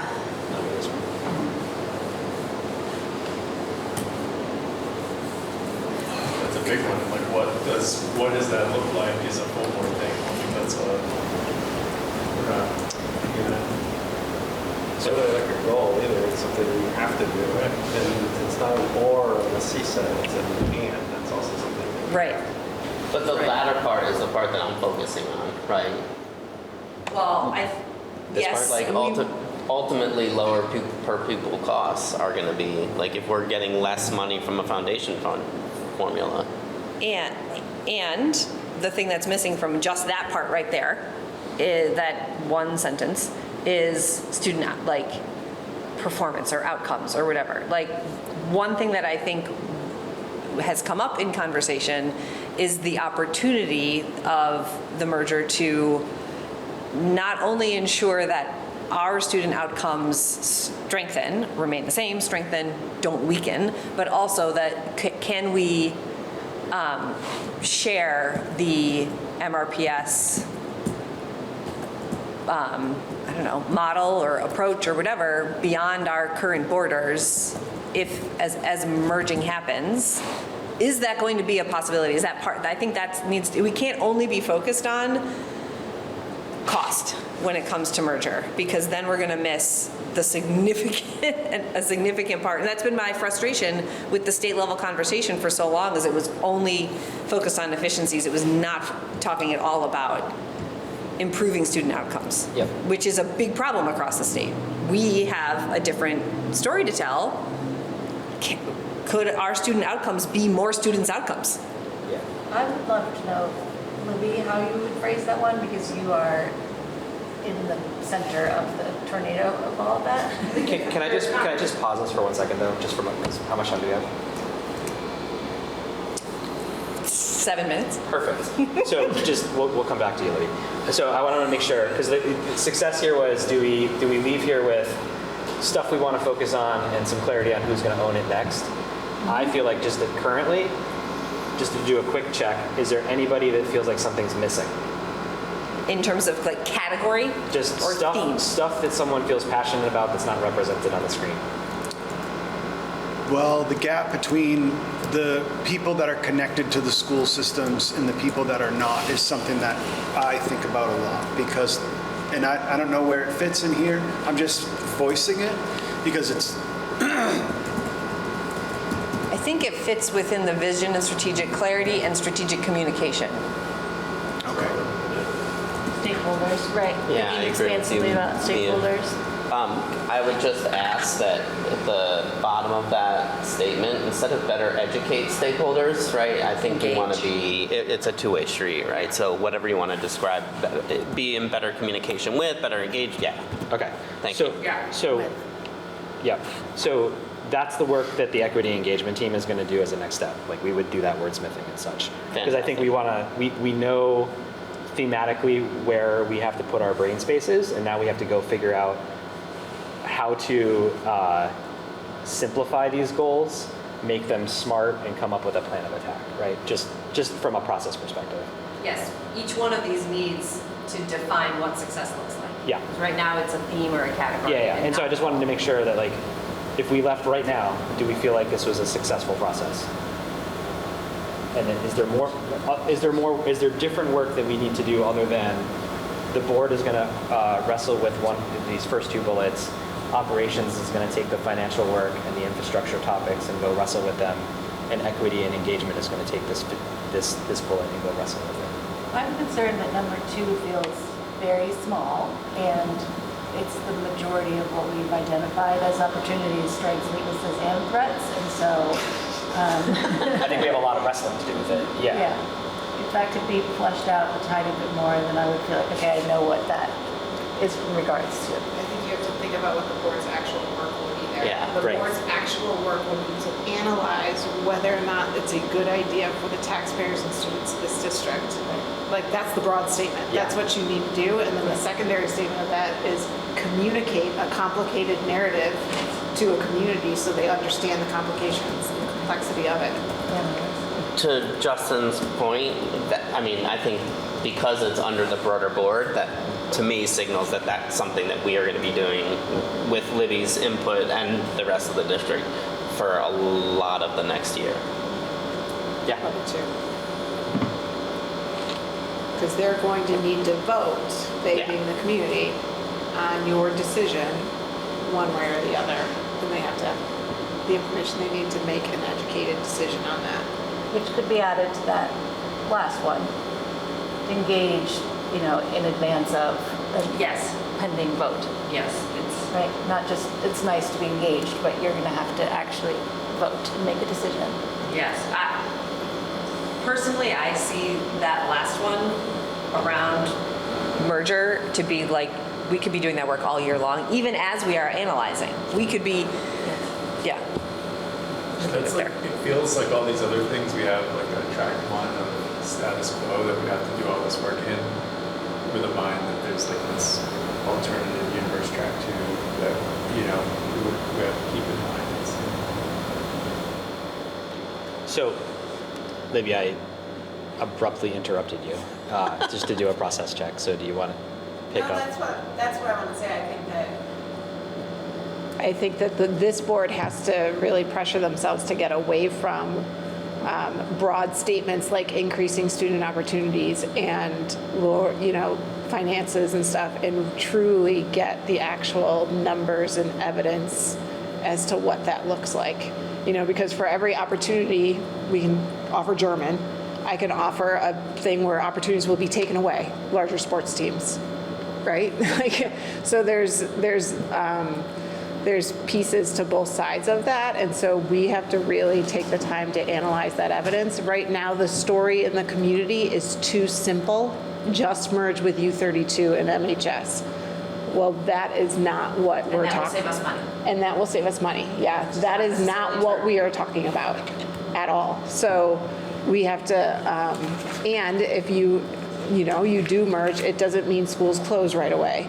And you will need to think about teachers' conflict. There's so many things that need to be analyzed that we simply don't know the answers to right now, that this board's gonna have to do that, and you're gonna have to do it in public session, which is hard with that, and political, and all the things. And you're gonna have public comment coming to you saying, just merge with U32, what are you messing around with? Like, we've been talking about this forever. Which is why we follow the evidence, not the loudest voices. Right. So and you're gonna have a governor saying you're failing too. And if you don't merge, then you're not doing what you need to do, right? So you're gonna have a lot of political pressures there. Huh? Maybe we won't Maybe we won't what? have a governor's We're gonna be leaderless? His popularity numbers are down or something like that. And what I So feel like it's is- just it's a different conversation that we have to get away from the talking points that have been thrown at us around finances and opportunity, and get into like, no, we need to actually look at, is this the best thing for our students and taxpayers?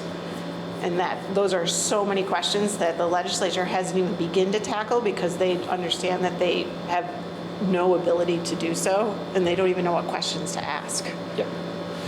Yeah, the way I think about it is what's missing is we don't have the district, including taxpayers, we don't have a shared understanding of how this decision is going to be made, right? I mean, I don't think the state Well, the does. taxpayers are going to make it. Well, they're going to make a decision by voting, but they don't, our job is to inform them to say, here are all the levers that you should consider. The only lever is not dollars, or the only lever is not geography, or, you know, it's whatever. We've heard it. We've heard it. Like, really, like, yes. And so, like, I think, so mascots is a lever, and we have to be able to present, I think, as a district or as a board, here are the ways to think about all of those, just like the SWOT analysis, right? Like, all this thing did is it forced us to look at this same stuff a different way to come to an outcome. We got to do the same thing on a much more specific scale to highlight the complexity and then figure out how to tell that story so that we are, as a community, walking into that poll with the right set of levers in mind when we fill in the hole. So what I hear you saying is that we have to approach this as Solons, as wise citizens, and make sure that everybody else would be Solons as well, wise citizens in their contemplation. What a Solon is. It's not actually an owl. Yeah, right. Sure. So I think that to me, I think we're done for today. Meaning, I think we as a board need to do a lot more work on the first two as a board. Tim and team need to do a lot more work on those two bullets in the operations committee. And equity and engagement needs to wrestle with the vision and strategic clarity stuff. And I think, to me, it's important for us all to know, like, it's not like that stuff happens behind closed doors and then comes back. Like, there's going to need to be collaborative conversation between equity and engagement and the board to sort of wrestle with all that stuff, because we all have relationship and opinions about this stuff. It's not so well formed that we're all leaving this room with a clarity of, like, this is what we're all going to do about these things. And I think we're going to have to, like, I feel like we're going to have to present options and then in the fall agree to those options so that we can then go execute on what we think we need to do for these things. I think important also to say it's not just us as individuals, right? Like, our community has questions and goals, and it is our job to kind of take the pulse of where the common understanding is about this. What are the things that our community values, and make sure that we continue and improve or initiate work that promotes those values and those areas of interest. That it's not about each of us individually, but about the bigger picture, students who are at the high school 10 years from now, right? In addition to the ones that are currently here. There's a lot of information on a lot of these books that Mia and I can also photocopy pages and scan them out that have a lot of language around, like, what good goals are for school boards and what they measure, right? And so, like, you know, there's a lot in here about if there are not measures for a goal, it sort of falls to the superintendent to come up with how would we measure that, right? But we could be very, very specific around the same thing around, like, this percentage growth from on this test for students like this. We could also say we want to increase our stakeholder engagement by 40%, right? We have some of those numbers. We could say that we want people to make informed voting decisions by this date, and how would we measure success there, right? So thinking back about SMART goals and about how we measure those things so that we can really clearly explain what we're doing and why. Those are the things that matter, because I agree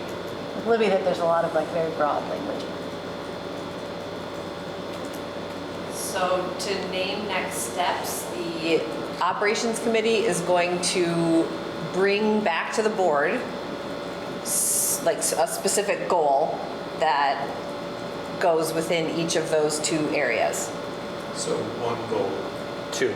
Well, I think you're gonna could be two, because we Yeah. have 2 kind of areas here, but maybe in the course of your conversations, you're like, really, this all rests on this, at least for the next year, right? Because there's probably more to be done, but what we're looking at is for the next year, in order to work toward more financial sustainability, given our infrastructure and flood risk, this is the thing that we want to accomplish. So we're setting interim goals, we're not setting 3 to 5 year goals, we're setting yearly goals. Just for this year, yeah. And you guys don't set 3 to 5 year goals? Well, we did a three-year goal, but, or 3-year goals, but we're doing this time to, given that we have, I think, more, like, I think it would be very hard to say, here's where we want to be in 3 years, given the broader environment. Plus, with the instructional systems and academic growth, my big belief is that those are the goals that Libby and the principals have set. Those are 1 years. Which are 1 year. They're technically 1 year. They're probably going to be 2 years. We were talking about it the other day. Well, yeah, and it's like I can't remember if this is the exact numbers, but UES had one where it was like we want to get from 70% something to 80% something in 1 year, but they didn't get there. They got to 74. But that was the goal. And I want to say the quiet out loud, if that's the expression. Like, so we're not going to do it all, and we, I believe, can take our use our judgment, right? So as an operations committee, we are not going to be addressing the demographics of the state, right? So We can. yeah, and so when we're developing our goals, we're going to use our judgment in pulling from this what we're going to incorporate into those goals. Yes, that's why we're handing this goal over to the operations committee, And just to do just that. And you would like a goal and then a couple sort of indicators below it about like how we're gonna, what are action items to get towards that goal and ability to measure, right? Yeah. That's what our deliverable. It's like the goal is here's how we're going to measure success, and then that would be like the start of an action plan. I think the second thing you just described would be like these are the steps we're going to take. Yeah, So what and how. Operations committee on the 14th, we'll start with that topic and then we'll do other stuff. Does that make sense? How long is our meeting? It's going to be as long as it takes because it's fun to hang out. But it's going to be efficient. On a work day. But also efficient. And then do the 3 of you guys, when you meet, look at all the goals to make sure that they're smart, that they're measurable, that they're all those things? What I was going to propose is that Tim, Libby, and I bring a proposal of that smart, measurable, et cetera, for the top 2. Back to the board for our August 19th meeting. That's the first meeting of the school year, and that would be the work of the board is to land that hopefully that night. And then the operations and equity engagement committees would bring what we did, the kind of SMART goals for these other areas that are within those purviews. I would like to talk more, and we can probably do this offline, about what policy, I think policy has a role, so yeah, like how equity engagement and policy would work together on that one. My request for the work of the board meeting is could you guys, as the leadership of the board, look at those before they come to the full board? Because I don't think it makes sense. I'm sure that the drafts. do a great job of making them smart, but it would be not a great use of time to give feedback on goals not being smart in our meeting. Sure. So what I hear you saying is whatever the committees come up with, share with Tim, Libby, and me first. Yes. We'll do any refining that needs to happen, and then the board will see. Yes. Yeah. I think that totally makes sense. Those are the next steps. So, just another way to check this.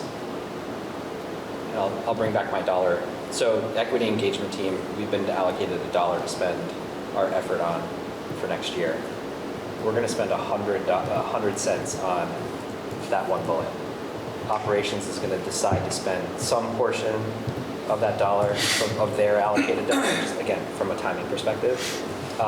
Obviously, like, come December, something pops up, we all look at these and we're like, oh my gosh, here's another thing we need to spend time on. Or we find that, like, one of these other things, like the regional collaboration, just needs a lot more, because what we haven't done is we haven't effort sized these. We don't know what Correct. it's going to take to get this done. Correct. So we should just all be aware of the fact that, like, in the fall, we might be like, oh my gosh. Yep.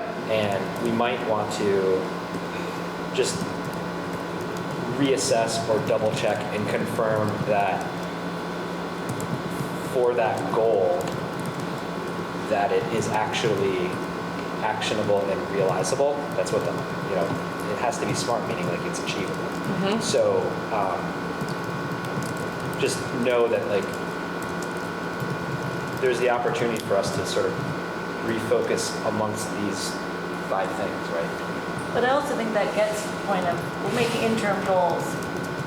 The recommendation across school boards is to make 3 to 5 year goals, right? And so 3 to 5 year goals would then have interim goals of this year in them. But I think having the idea that in 3 to 5 years we want to land here, some of this work might get in the way of some of that in the first year or second year. But by year 3 and year 5, we would want to land there eventually, even if we've spent a lot of our effort on other things earlier on. Similar to, like, you know, making a 1 year at a time plan for our infrastructure and our financial stability seems short-sighted. You know, we can obviously have like a 3 to 5 year goal, and then it could change dramatically if we're part of some other district. But I would think a lot of these lend themselves to a little more extensive and like SIP goals too. You know, mostly the way that school boards do that is figure out, okay, if it's this amount of growth year 1, this plus this in year 2, plus this in year 3, that's our 3-year goal, knowing that, you know, if you get to 100% achievement or growth, then there's not much you can do beyond that. At least for the operations goals, I think they both lend themselves very well to both, like you said, near term and long term. Yes. And I think we'll take it with that in mind. Yeah. That, you know, you want a building that's going to be there for a few years. You want sustainability over multiple years. So I think we can do that. Yeah. Yeah, for sure. It's a fair point. So why don't we actually take that under advisement, and that each committee or group of people that's going to look at these 5 things think about a 1 to 3 year time horizon. Yeah. You know, like I think we should do that. Right. All right. Do we go over time? It's 12:02. Ooh, We're pretty very good. close. We're very close. I would like to do that quick debrief. The 2 questions are, how did we do at getting to our intended outcomes for the day? And how did we do at using our norms throughout the discussions and decision making? And this is more voting, but this time we're not going to use any. It's all very analog. We'll be very analog. So the first question, how did we do at getting to our intended outcomes? Does anybody need a reminder of what the intended outcomes were? Relationship building, landing our norms, and drafting our goals. And you can give it a 0 all the way up to a 5. And a 0 is like, no, this was like a total waste of my time. And a 5 is like, no notes, couldn't have been better, absolutely amazing. When you say relationship building, you mean what's the form? Yeah, like, and obviously that's a very long, ongoing process, but making some progress at it today. Yeah. Could you hold up fingers? Yeah. Outcomes. Yeah. Wait, which one? All 3 of them at once? All at once, yeah. Yeah, we're taking, yeah, I know. It's very oversimplified, and that's okay. Is that a 3.5? Yeah. Is that a 3.5? Okay. All right. And then how did we do at following our norms over the course of the discussion and decision making? And if you need a refresher of our norms, you could just refer to the slide. Great. Thanks, everybody. Strong work. Thank you for the space. Yes. Oh, yeah. Thank you for the air conditioning. Can we help like cleaning things or moving things? We should probably vote to adjourn. So is there, I move we adjourn. Scott's raising 3 fingers to move. Okay, we have a motion from Rhett. Is there a second? Second. Okay, all those in favor? Aye. Any opposed? Any abstentions? Okay.